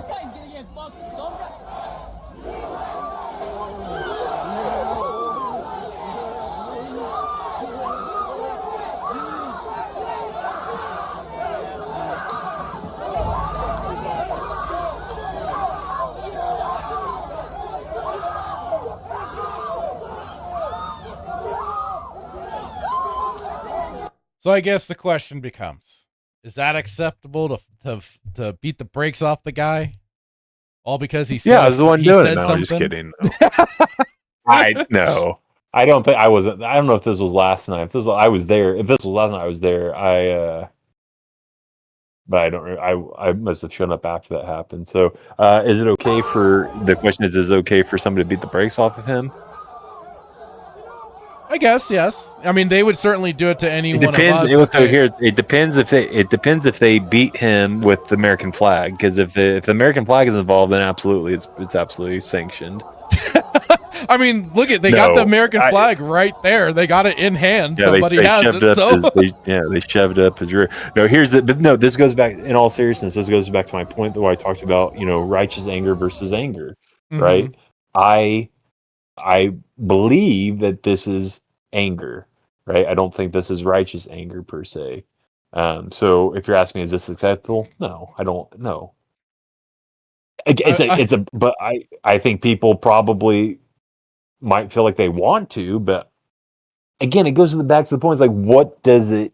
I'm not gonna lie to you. There's like, if I was there and he said it, like, there might be. I'd have to be praying hard because there's a part of me that may want to, confront the guy. But is it right? No. Why is it not right? Because again, what purpose does it serve other than beating the brakes off somebody? Bane of the Shills over on the Rumble side says these pussies in Idaho did a poor job. Hey now. He should have left on a stretcher or a body bag. Bane is living up to his word there. Yeah. Greg is warning us. He's saying, "Careful, boys. You are tightrope walking on the terms of service." Listen, I'm just playing. I was just playing. I mean, the crowd is mostly obfuscating things. But I just wanted to kind of get your thoughts on that one. No, I mean, again, like, what does it serve? Now, if the guy had a weapon and he's out here saying "F Charlie Kirk" and he's putting people's lives in danger, absolutely, that's different, right? That's protecting people. Then do you tell him to bite the curb? People. Oh, American History X, bite the curb. Yes. Yeah, no, it's not. It's probably not best practice. As a Christian, fine. You probably don't want to tell somebody to bite the curb. I'm not a Christian, so I guess I could do it. You're gonna take one for the team. You're gonna be like, I tribute. Bam. Yeah, like I tribute myself to this. Charizard Master, hello. 1738 says, quote, wraps fist in flag. This is sanctioned. This is sanctioned. This is sanctioned. The only thing that would make this better is if old Jack, Jim Dugan, Hacksaw Jim Duggan come out with a 2x4. Oh yeah, the 2x4 in the American flag. Yeah, they come out and just start beating with a 2x4. Nerdy Neo, it says celebrating them getting fired and celebrating someone's death are very different things. Agreed. Bane of the Shills was calling for the new Crusades. That's what I'm waiting for, man. When is the Christians gonna start up with a brand new Crusades? You guys are getting you gotta get your shit up here, man. Brendan Tran says probably somebody, I don't know who was fighting back, but I don't know. Brendan Tran says a bunch of Teen Titans fans made a campaign to keep Greg Sipes as Beast Boy for Teen Titans Go. Well, good. It's always sad when they just kind of let certain things pass over, especially if he does have certain beliefs and different things when it comes to like, the vax stuff and everything. It's always I'm like, I'm not gonna get into that one. Nightmare says, hey, Fractured, I'm eating a baked potato. Thank you, Idaho man. You are welcome, Nightmare. You are welcome. Enjoy that potato, sir. Timon says, yes, he gets what he deserves. I added that he gets what he deserves because we were talking about this when he said yes. And then Nightmare says, I don't agree with this, but I'm not going to cry over it. That's fair.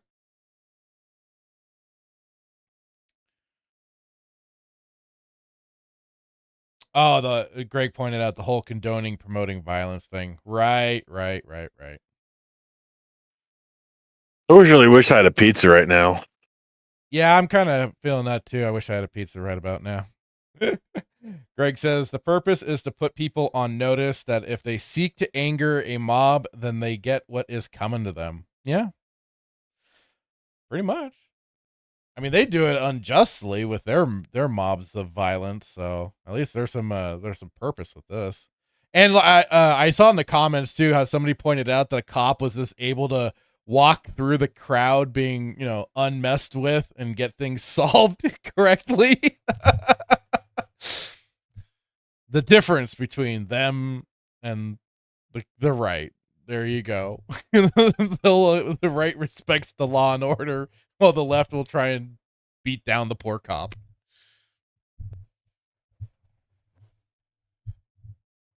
Oh boy.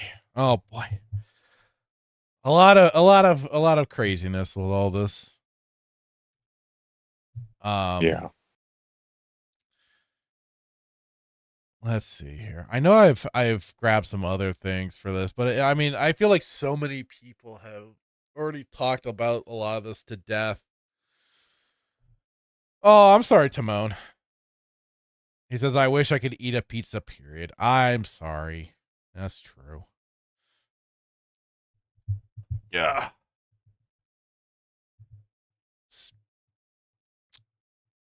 But I guess let's see. What could we, Jesus, I saw that comic strip up. Let's see. Lordy, did we have at least some topics to get into? And we'll maybe just kind of do a couple more. God dang it. Kicking the dolphin porn. Damn. Knock it off. I don't care. Damn bots.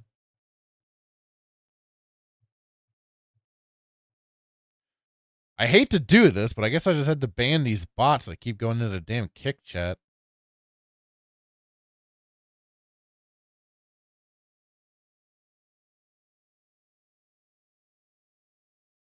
Okay, just doing that really quick. You are banned. Go away. And it's all the same. Did you ban Dermy? No. Oh. Although I probably should.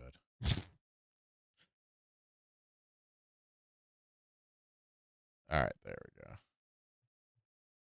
It has just been rampant over there. I mean, I guess thank you for the attention, but Charizard Master says, can't wait for Tuesday personally. That's when they announced what charges they're filing against him. Oh boy, that should be interesting.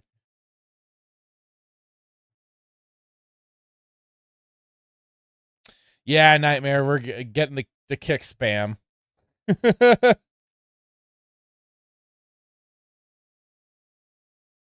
Oh, people are talking about ingredients in the chat now. Nightmare wants to make a protein-based pizza soon. My brother and I have done that. We've done one where it's full basically the breading side of things. The crust is either, we've done one with ground turkey and ground chicken. I think we like the ground chicken one more. I forget. But I mean, doing those were so filling. And then of course we just did on this so the first one we didn't have a sauce, and I was like, you know what, this needed a sauce. The second one we did was a pure like carnivore-esque Alfredo sauce, and that worked so well that basically then you got the whole pizza effect. Just, not the tomato sauce, but that having that sauce part of it worked out so well. Oh my god, so good. But here we got Greg talking about, so Nightmare's going to use a yogurt plus flour base. Greg's used he's done the cloud bread. I know what that, yeah. I've seen recipes using the cloud bread, which is the egg white base, and and he's used cauliflower. We've done cauliflower before as part of the crust, but like Our difficulty with it was usually, though, when we did it last, was just purely the cauliflower when we we're doing keto. And the problem was trying to get it at least dried out enough. It was still so moist. That was the difficulty part. But otherwise, like, for us, it wasn't bad. But I haven't tried the cloud bread yet.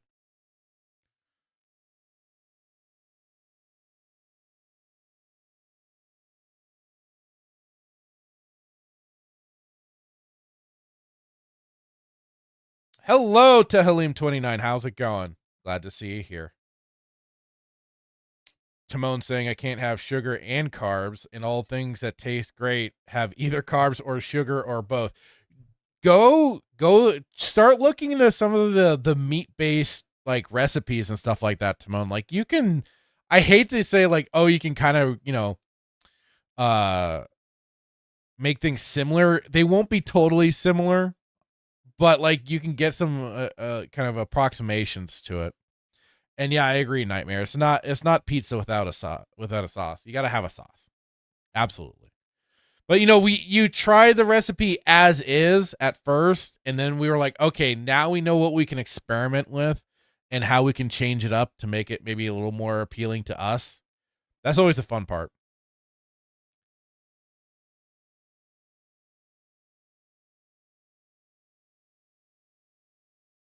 Charizard here says, just don't add chemical X to your recipe. Dr. Utonium did and made powder puff. Oh, yeah, you gotta be careful with that. Gotta be careful.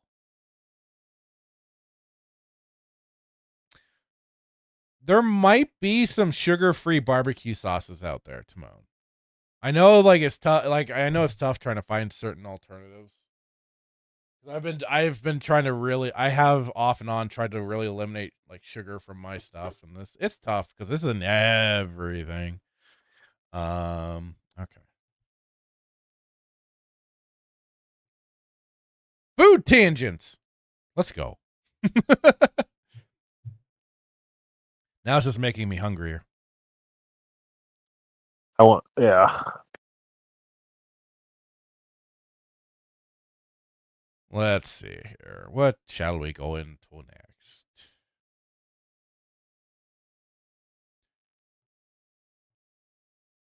Just grabbing the show notes here.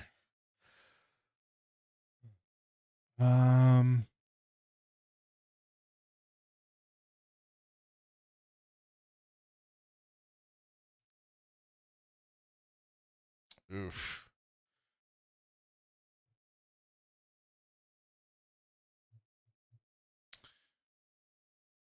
I guess there could be this one. This one was kind of a wacky thing.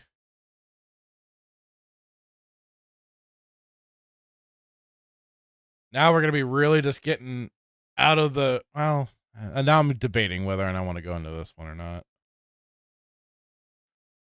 The pizza? Well, it's kind of funny that you brought up Pokemon earlier, because there is something to kind of do with Pokemon that Nintendo is up to as of late. Okay, yeah, let's. All right, let's do this.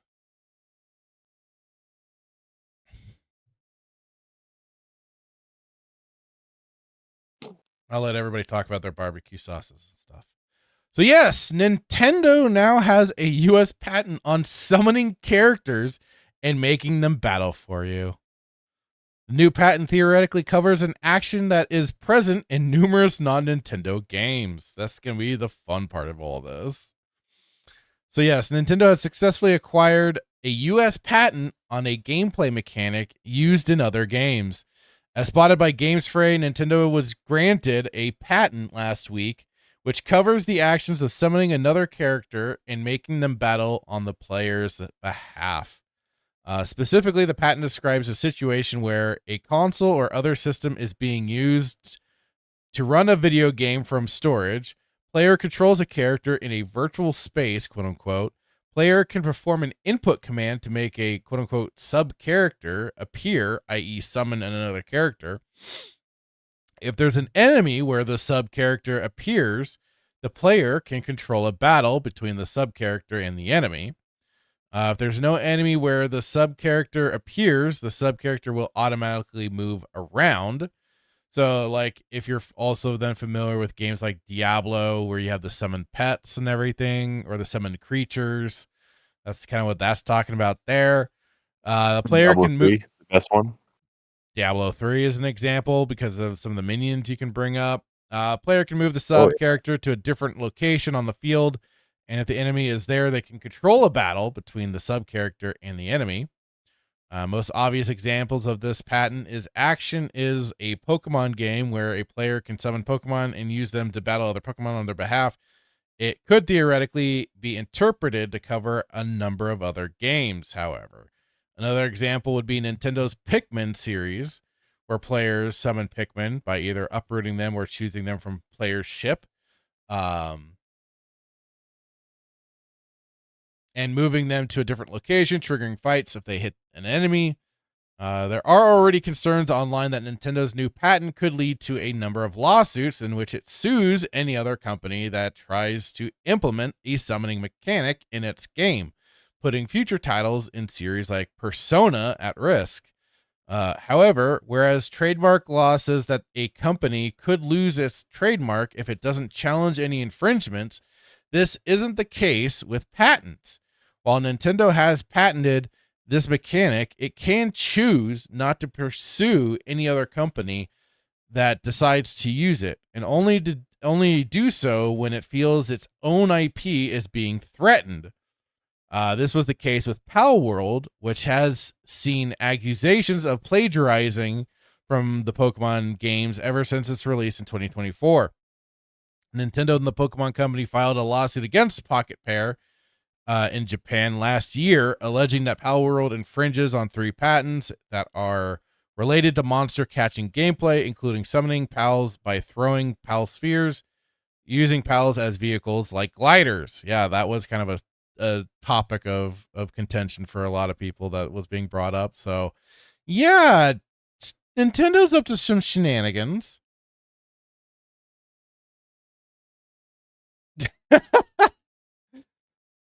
Nightmares kind of, I'm in that line of thinking too. Nightmares saying, I can't believe my heckin' base Japanese Nintendo would do this. Yes, shocking. Nintendo would put out such an ability for a patent on a big IP that they have associated with gameplay mechanics. I mean, this is the thing. Like, I've heard so many goofy stories. This is why I wish we could get gaming back to where it once was. It won't. No, I know it won't. That's why I say I wish.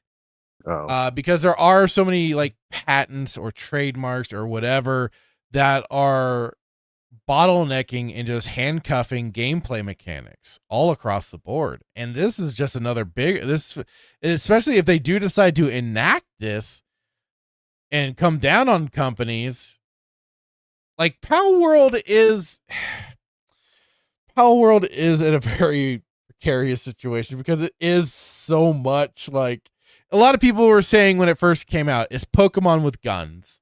So that probably you tried to get me to play this game. I remember. So that probably didn't help a lot of its image of separating itself from Pokemon. But like it is, then where do you draw the line? Where are they gonna not enact things because like they say, they point out it's like, oh, just having your companion characters meandering around the player and just sending them out into battle is almost cause enough for concern. Is like you are taking a swipe so much at then like I said, there's the Diablo games that allow you to have minions. Grim Dawn does the same thing because my brother played the Necromancer in that game, and he had the summoned skeletons and stuff like that. That falls under this. And I know there's other games that have why am I forgetting the name of the game? Overlord. Overlord was another one, kind of like with the Pikmin, different colored minions you spawn up. Yeah, basically, Greg, they are as awful as EA. They're basically on that trajectory of being just another EA tier evil. Charizard's pointing out Baldur's Gate is another. Oh no, damn Black Red Virtual Boy is back. Great, think that will fix it. Oh, oh god. But yeah, so this is like the thing. Like I know, and what I've gone on long tangents about this with the whole Nemesis system from the Shadows of Mordor and War games that have been bottlenecked in this under the grasp of WB Games and everything, because I believe they own the patent or whatever on that system. And it's like, could you imagine how different gaming could have looked if these companies, these groups that were making games back in the day, especially like the guys that created Doom, were like, we got a patent on this. Anybody else that tries to use our system, you're hosed. Unless, or I guess unless they allow it. But it's like, you know how many Doom clones were made even back in the day? Like so many developers were using it and altering it in different ways. Yeah, like they changed it up, but they were still fundamentally using the game's code or game or mechanics and stuff like that to then make their own games with it. So it's just like, it makes you wonder I mean, we might not have gotten some of the games that we did from back in the day. Cause I know, especially like, there's the game Strife that used the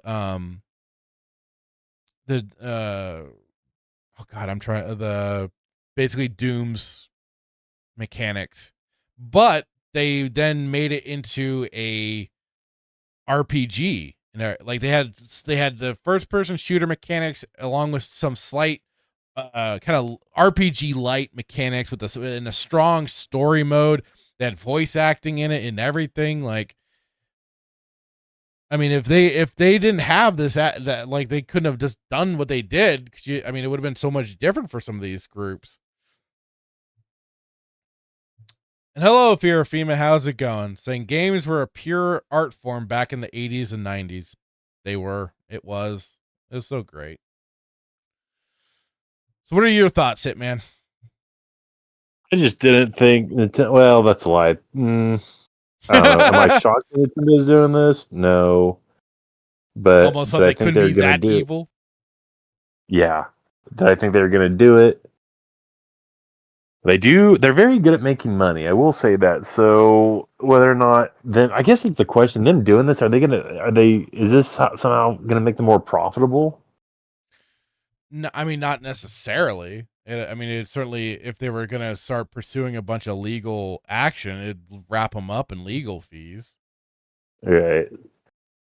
So I don't know. I just at this point in time in my gaming career, which is not really a career, it's more like just like an apprenticeship. Nothing surprises me anymore. But what's the point? I guess that's. I mean, after hearing the article, it's like, what's the point of it? Like, why do it? Like, if it's not going to save you any money in the long run, or if it's not going to make you any money in the long run, like, why are you doing control. it? Is like what? This is like a form of control, a power trip. You know, they want to know that So they just want to be in control of stuff. Okay. Well, you're already in control because you want them to freaking release Donkey Kong 64. Again with the Donkey Kong. I'm mad, dude. Very upset about that. If it's stupid. It's like why the control? You're already in control. Like, how much more control do you need? I just don't understand it. It's like, really? I mean, I'm going to say this, and I don't know like how accurate this is, but like, I think when I look at Nintendo, I think the biggest gaming company out there. I mean, definitely, if not the first. They're the top three, you know. Probably between Nintendo, PlayStation, and Microsoft or Xbox at this point. They're kind of the three challengers in the whole big scheme of things. Then you go outside of that, though. Then you have all the developer companies and stuff like that, then you kind of get in an extra bracket. But I mean, Nintendo does a lot of stuff in house, so I just you're already in control of your IP. You're already in control of your games. I don't understand how much more control you need. And at some point in time, it's not a very attractive look, honestly, to just want to be in control of everything. no. So you should probably just. But the problem, You're just trying to control stuff within like your. I don't. I just don't get it. I can't say it makes a whole lot of sense to me either. The only But it's the just only other thing that I than, get out of this. Go ahead. The only thing that what I get out of this article is the fact that I need to just go back and replay Diablo 3 Reaper of Souls, which is bar none the best Diablo game out of the entire franchise. And yes, I could summon characters depending on what class you played as. I think like the Witch Doctor, you could summon people. I think you had like Yeah, I think it was the Witch skeletons coming out of the Doctor. ground. Yeah, Witch Doctor. I don't know if the Crusader, if you could do anything. I'm sure you probably did have the ability to summon people. But I do distinctly remember the Witch Doctor, possibly the Wizard. But I never played Overlord, so I don't know if you said the article said you could, or you said you could do it with Overlord. Yeah, Overlord, you did have your own minions and stuff like that that you would summon out of the ground from different spots and be able to have them go and attack or build or do whatever for you.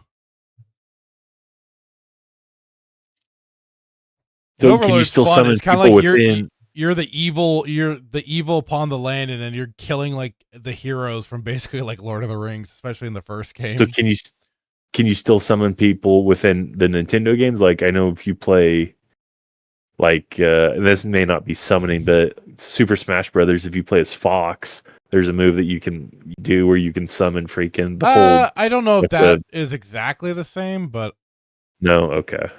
But I mean, it wouldn't matter with Nintendo themselves because Nintendo they own it. Patent it, yeah. Yeah. They've now got that cheeky patent. It's it's kind of distasteful after a while. It's like, I don't know. Did you think this would come to, are you surprised or not surprised? I was a little surprised by this because I didn't even factor this in as something that they would attempt to patent and take control of. I should have known though, because of everything that went on with Pal World. Like, oh, that would surely this would be the next step, but it just didn't occur to me that, oh yeah, that's exactly what they would do. Yeah.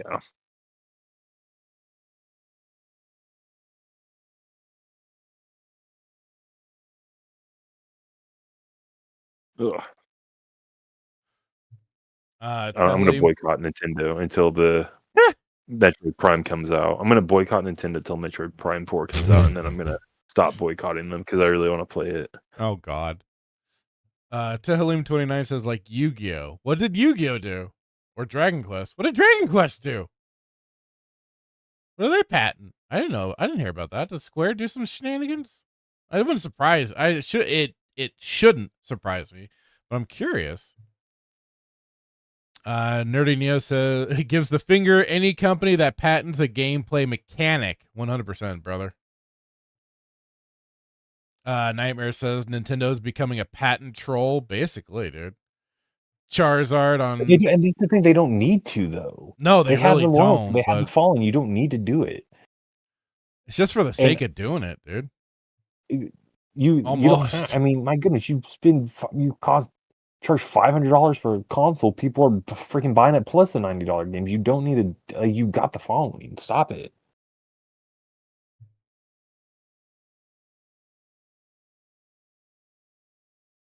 Let's see. Charizard here, it said, I wouldn't exactly say throwing a Pokeball with a Charizard in it is summoning. You already have the Charizard on your person, so how are you summoning it? Greg said, I hope every other software maker sues to void the patent. Can they do I that? would hope there'd be some kind of kickback for this, but it's just like, this goes to show us how messed up the system is. Dan Blackroad says, another win for Japan. In the long run of the ampersand crowd get exactly what they deserve for blind loyalty to an Italian plumber in a tiny car. Greg Hates Everything says Atari should patent the game controller and sue Nintendo for selling controllers. Bam. There we go. Halim29 says Nintendo wants to own the Monopoly board. Pretty much. Nightmare saying, I miss pre-2016 gaming. Greg pointing out the tariff console's $1,000. Nightmare says, yeah, buy the Virtual Boy machine for another $100. Dan Blackrock says the worst thing to happen to Nintendo was Sega folding. Oof. Sega did what Nintendo don't. Charizard says, I don't think it's for profit. It's probably more for them to toss their weight around because Pokemon has a track record of being ruthless when going after someone. Greg says, idiotic brand loyalty breeds anti-consumer policy. Yep. Charizard says, just another excuse for them to rip into someone's bank account. That too. Again, they don't need to. Let's see how profitable is Nintendo. We're stupid. Last I knew, they were stupid profitable. But who knows? I doubt they're on bad times. Well, I doubt I'm going to get anything out of this, but let me continue on. See, Dan Blackrider said they haven't innovated anything since then, just repackaged and remastered the same character games over and over again. Sad but true. Like, there hasn't been a whole lot of there hasn't been any of that in a really long time that I can really think of. Yes, they've made graphics prettier, but that's it, and I don't consider that any kind of step forwards.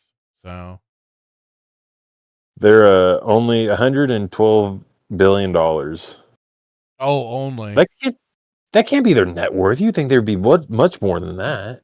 112 billion.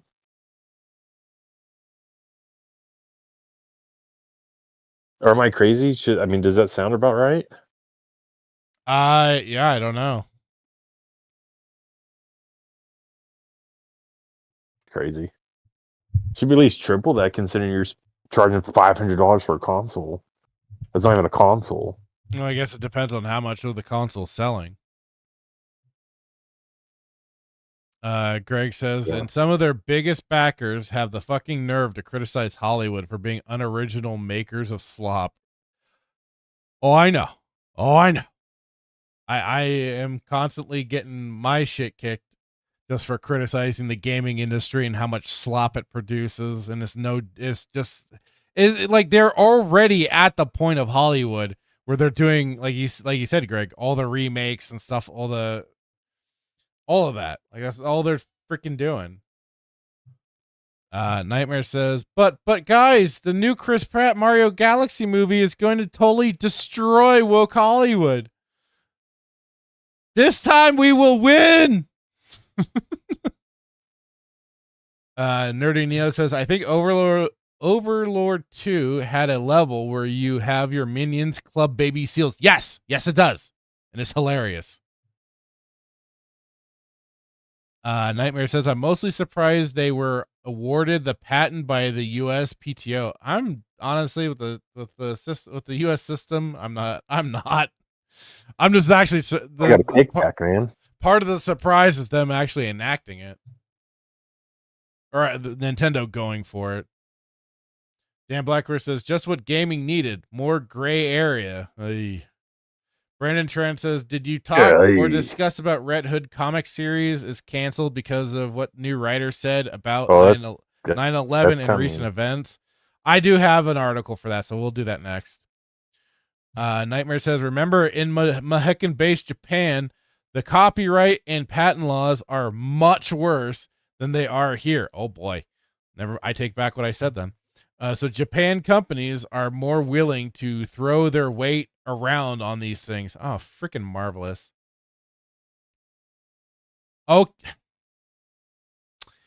thank you, Neo, saying Genesis does what Nintendo don't. Sega, Genesis, whatever.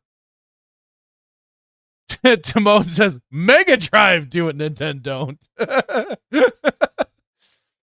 Or sorry, does what Nintendo don't. Oh God. Yeah. The news just keeps getting tighter on the gaming industry for just bullshittery. All right, let's see here.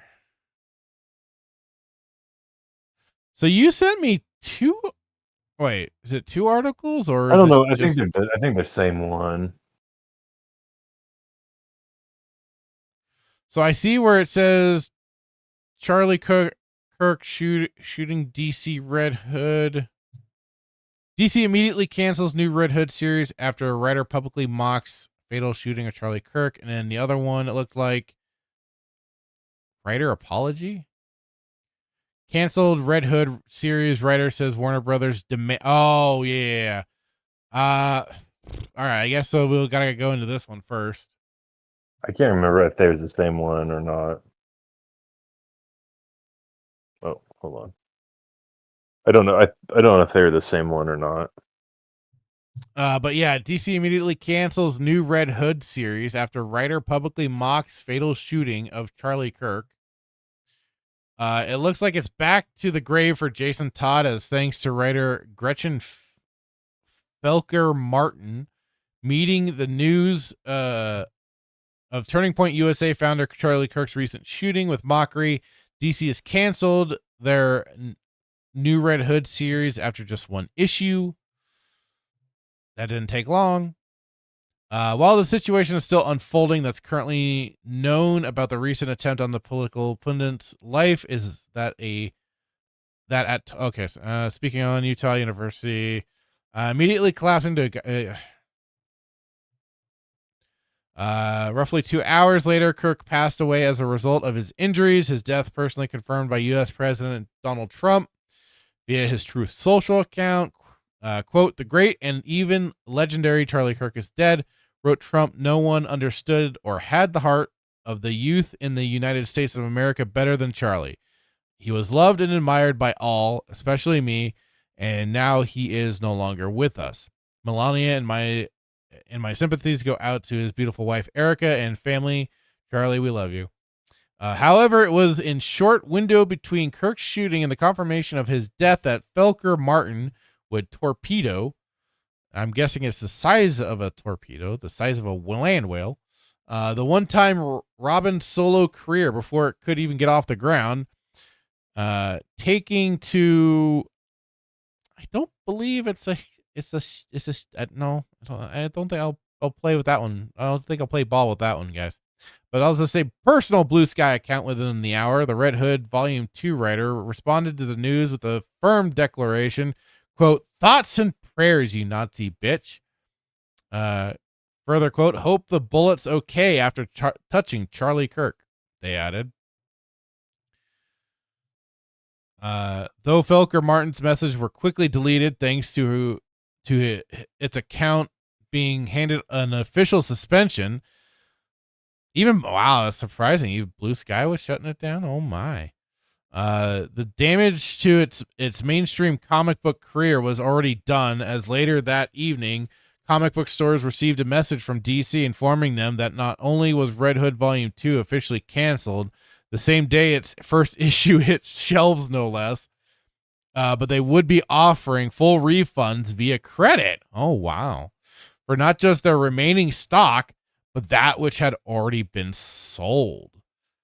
Oh, so even DC was willing to fit the bill, huh? As shared to the public by Pop vs. Graham McMillan, quote, "DC Comics cancels existing orders for Red." Okay, so we've heard that enough. Pressed by McMillan as the specific reason for the book's cancellation, the publisher declined to either provide specifics or name Felker Martin. Instead, pinning the blame on an apparent issue regarding DC social media policy. Quote, at DC Comics, we place the highest value on our creators and community and affirm the right to peaceful individual expression of personal viewpoints. Posts or public comments that can be viewed as promoting hostility or violence are inconsistent with DC's standards of conduct. So that kind of goes into what we were talking about earlier with the cancellation of people. So yes, the private corporations, they could do what they want. If they don't like it, they can get rid of you. But yes, as of publication, neither Felker Martin, who notably considered it a point of pride that they purposely avoided reading any previous Jason Todd stories. Oh my God. I think I want to say Marvel purists talk about this, of this whack job going off about they never read anything of Jason Todd now before tackling its latest solo outing, nor series artists Jeff Spokes have offered any public comment regarding DC's sudden cancellation of Red Hood Volume 2. So now, over here, canceled Red Hood series writer says Warner Brothers demanded a groveling apology for Charlie Kirk comments. So in a moment that stands, Gretchen Felker says that while its public mockery of American conservative political pundit Charlie Kirk's recent killing definitely caused questions for the series' future, its abrupt axing was truly sealed by its refusal to honor DC parent company Warner Brothers. Oh, Warner Brothers stepped in too. Demand for a quote-unquote groveling apology. As previously reported, Felker, we got, we already went over the quotes of this creature. A few hours later, local comic book stores across the United. Okay, so we covered that too. But where's this talking about them having to do a groveling apology? Where do we get into that? Not personally comment on Red Hood's cancellation until the following morning, at which time they provide a public recollection of their past few hours to a currently unidentified Discord server. Per an alleged screenshot, allegedly, of Felker Martin's statements as published under their regular scumbelievable internet handle and provided to the public by Twitter user at Diegetics. The writer recalled how just a few hours prior, it had received a furious, frantic phone call from a Warner Brothers exec demanding that it offer an apology for its social media posts, a demand which it ultimately refused to honor. Quote, it was surreal.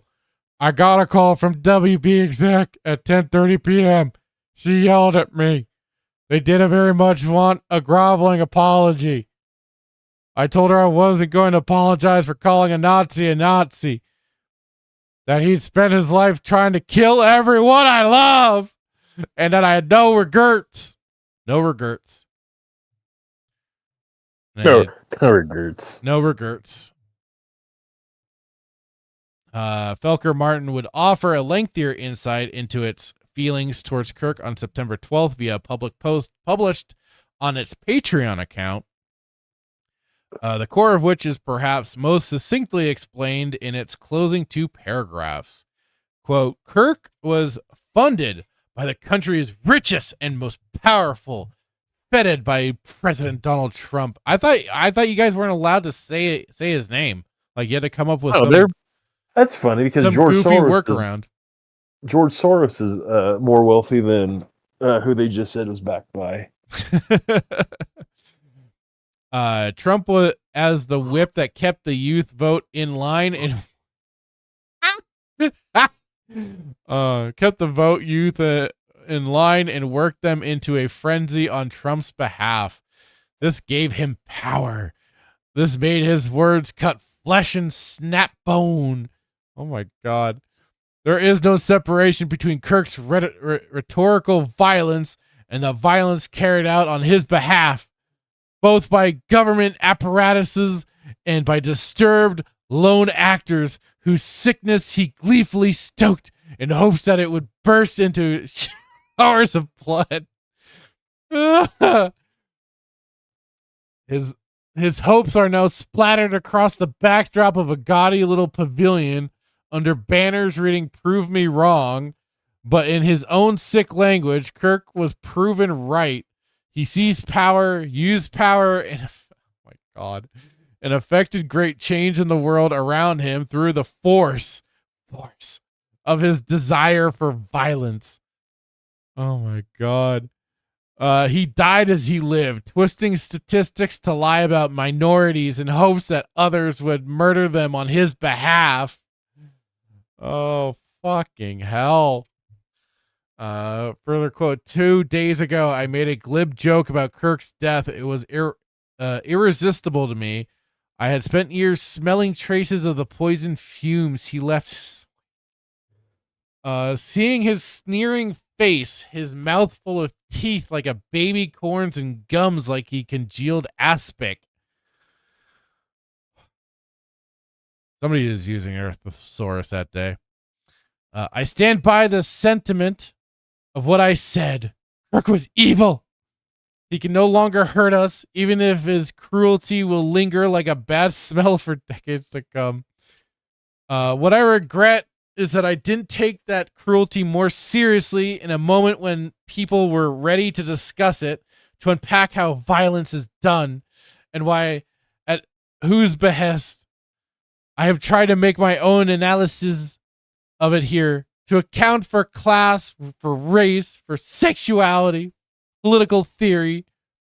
I have not touched upon religion, but the perversion of Christianity by lovers of human suffering and brutalization has reached a fever pitch, so deranged and terrifying that its influence on men like Kirk and his influence on it in turn should be self-evident to all. Oh, God. So he's dead. Our betters have rushed to mourn him and found us repulsed by their sentiment. Our enemies have discarded him as politically inconvenient in the wake of discovering his shooter's political affiliation with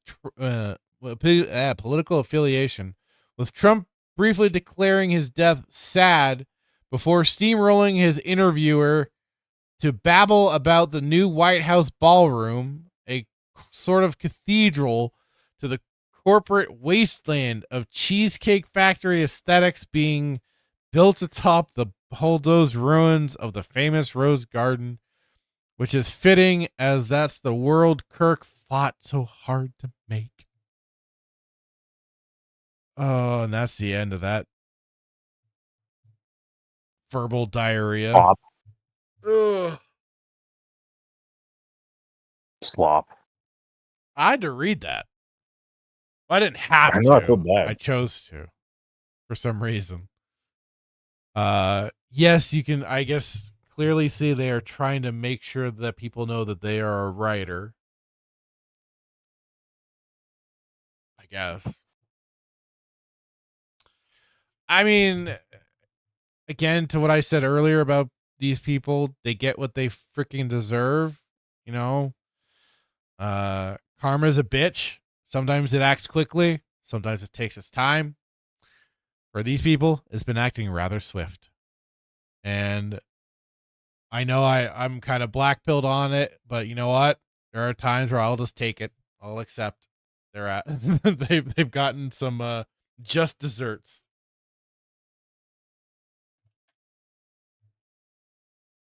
That's painful to listen to. Right? It's painful to read. Fear of FEMA saying, wow, what an insane, hateful piece of shit. Right? I mean, this is the getting slight insight to the mind of these people and how they perceive things. It's mind-boggling. And truly where people have said is like reopen the mental institutions because they are sorely needed again. Yeah. Nightmare. A woman writer? That was never going to end well. No. It's a quote unquote woman. I believe the thing is a male to female. It's not possible, but that's what it considers itself. So I guess it's really working hard to get inside that, to get that. No, I'm not. I can't even entertain it. Nightmare's asking, what the hell did they do to Huntress? What did they do to Huntress?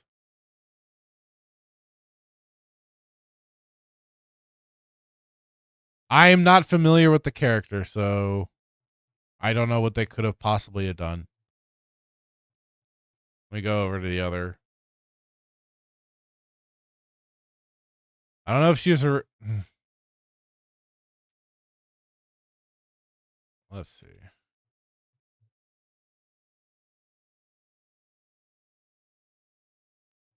I mean, I don't know if they race swapped another character or what, but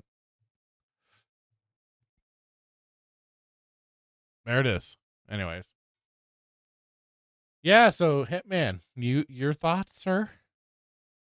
It just shows you, just like it's like what I told you earlier, is just this visceral hate for people, and just praising the death of people, and it's just, I didn't read the article. I just saw it. And I was like, I mean, I kind of gave a little kind of a brief description, but I mean, Yeah. this is how this person obviously felt towards another individual, and it's Mm-hmm. like, where is this hate birthed out of, and where's it come from, man? And it's like, it's crazy. And I honestly shocked that DC told her to apologize. I would have thought, with as liberal as they are and whatnot, they would just been like, good job. Here's your reward You're for right. doing. Here's Here's your comment. We will continue your comic. But it just shows you, like, and here's the thing, whether, and I don't know, I'm not an authority, but one of two things happened. One, DC is trying to save face and be like, no, you're going to apologize. We demand you to apologize for this because we're going to lose a lot of people if we don't. Or Yeah. DC, like the people at DC are, I don't know, dare I say, maybe human, and probably maybe think this is just a terrible thing to happen and want somebody to, you know what I mean? Right. Like, one of two options. So I don't know. I would hope that it's the latter, that DC, the people at DC are human, and they think that this is just a tragedy, and or trying to keep their, well, employees is the right word. I mean, you're a writer for DC, but, or they're just trying to save face. If they're trying to save face, like, I'm just done with DC. I think I've been done for a while, but definitely just done with it.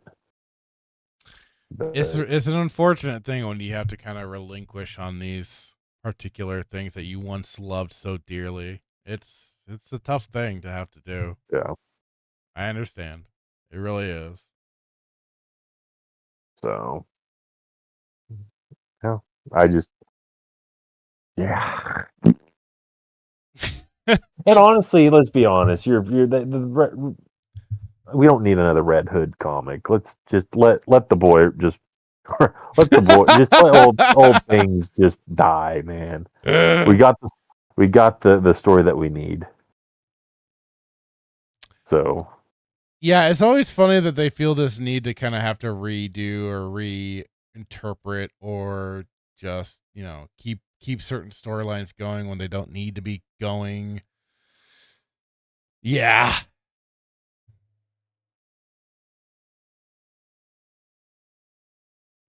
gotta find another pastime, man, other than comics. Books? Wait, Yeah. shit. Yeah, right. Manga, crap. I mean, they're not too far behind, if not already there. Yeah. So it's unfortunate, but it is certainly the case. I want to hang on. I want to see if I can find.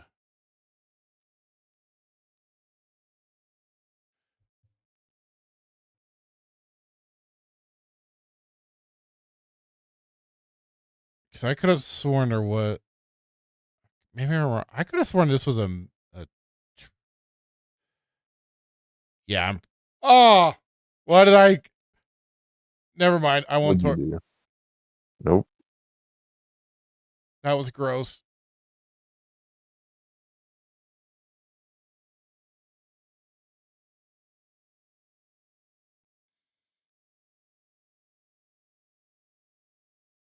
Oh Jesus! I was trying to look for the Red Hood writer on X, and I'm finding a lot of other things.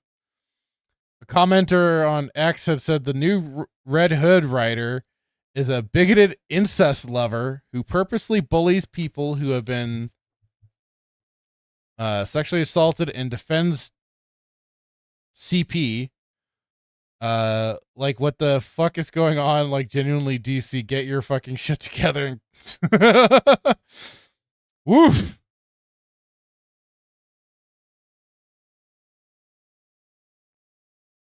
That's messed up. I didn't hear that part. If that's true. But yeah, here is the creature in question. I don't know, chat, you tell me. Male or female? I'm pretty sure it was a dude trying to be a woman. Where? Oh, it's not showing in yours. God dang it. Hang on. There you go. That we're cooked. I'm pretty sure that's a dude. That's a woman. I think dude. It's just the fat that kind of obfuscates things.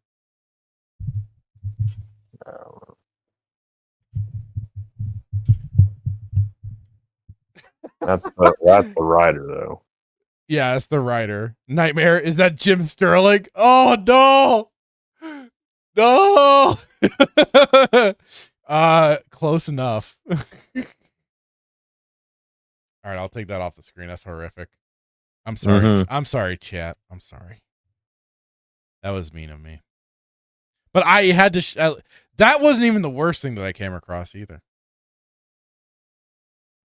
So it's almost as bad as Static's little gift he gave to us with when you were throwing me was it the Dirty Dancing? How's the time of our life? for the what was it for the 100th episode or whatever? Yeah.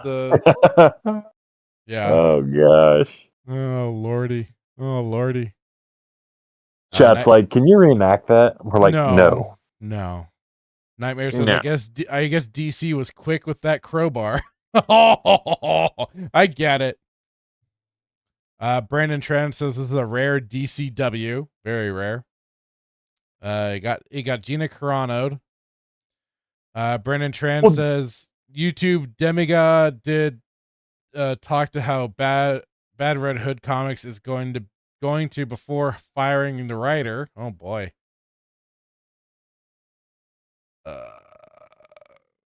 Nightmare says, I thought these people worship the government. I thought so too. Well, no. So they worship the government. It just has to be their government. That's the government that they worship. So if you put the Orange Man in place, then it's not their government anymore. Now they can rightfully hate it again. Nightmare says, excuse me. You do not insult the glory and majesty of the Cheesecake Factory. You mewling roasty. Thank you for your attention to this matter.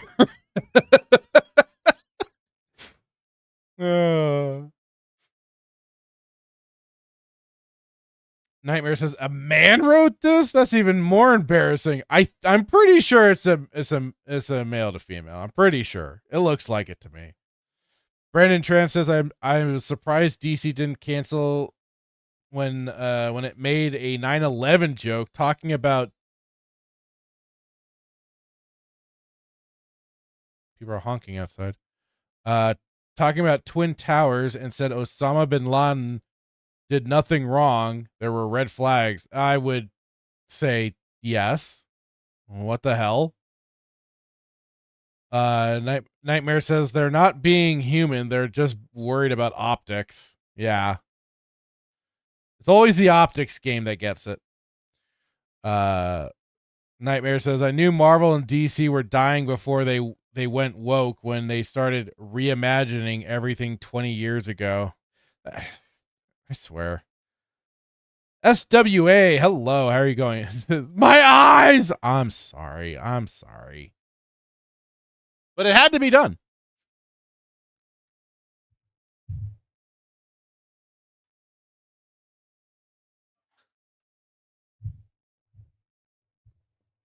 Sorry, I had to run to check to see what the honking was about. Okay. Well, I need to get some food. I do too. I need pizza. We can cut a little early. I think we'll be cutting it here. We talked about everything that we could talk about. Got chat yelling at us for a few things. It was a good times, fun times. So I think we'll call it here for tonight. Here we go. Chatting, everybody. Thank you all so much for hanging out with us tonight. It was a bit of a grim topic, but I think we also kind of tackled it in a slightly different way. Although, I mean, certainly check out other streams. Like it was Static for the pregame, all handled things. I was mostly quiet on that one, other than when Brad talked about liberals, and I still associate them as one group and not liberals and leftists. Sorry, I'm not having that one. But yes, so next week, same bat time, same bat channel. We'll be back for Saturday Night Sith, and of course, check out Duke Devil 95's channel, our good boy Brad, for Wormhole Watch. He drops those Wednesday mornings. And then of course, I am usually on Thursday nights weekend pregame on Static 2020's channel, so check that out as well. Thank you all so much for being here. Brandon Tran, of course, Nightmare. Greg Hates Everything, Liquid Blake, aka Dan Blackroyd, SWA, thank you, Nerdy Neo, Black Pill Timon, hope you're doing well, buddy. Tehalim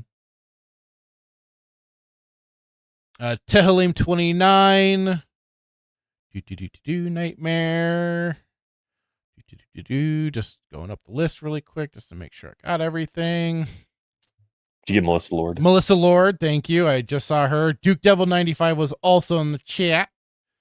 Static was not. Static was not because he was on another stream, I noticed. So this guy, he's a jerk.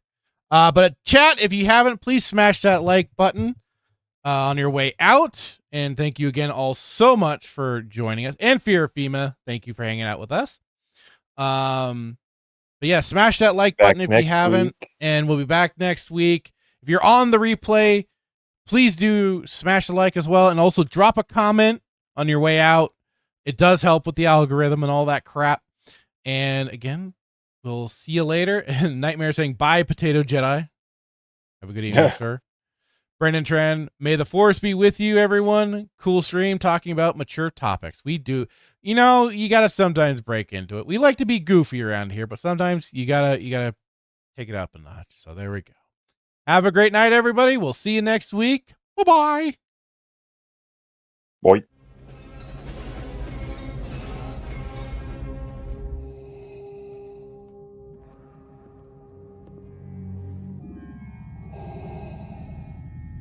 What is thy bidding, my master? Yeah, I should have known from the very beginning. From what you said.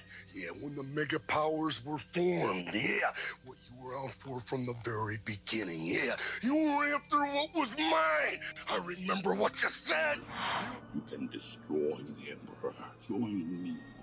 Together, we can rule the galaxy as father and son. Yeah, that one was rough. Those words right there. Yeah, I got stuck, yeah, but I swallowed it anyway. Didn't like the taste, but I swallowed it anyway, yeah. But I remember the time when there was a conquistador out of the ring. The one that's so jealous that he can't stand it, yeah. Yeah, you came in there with your poses, yeah, but you made a big idiot out of yourself, yeah. And speaking of idiot things, what about that stupid idea? Did you forget that one? think back. That right there sealed your fate. Yeah, that put the madness over the edge. But I'll tell you what felt even better, yeah, was in the dressing room, in the first aid room. Me being unselfish, yeah, said go ahead, do the thing, yeah. You won't steal my thunder, no. When you take a look at the madness's eyes, all you're gonna see is complete and utter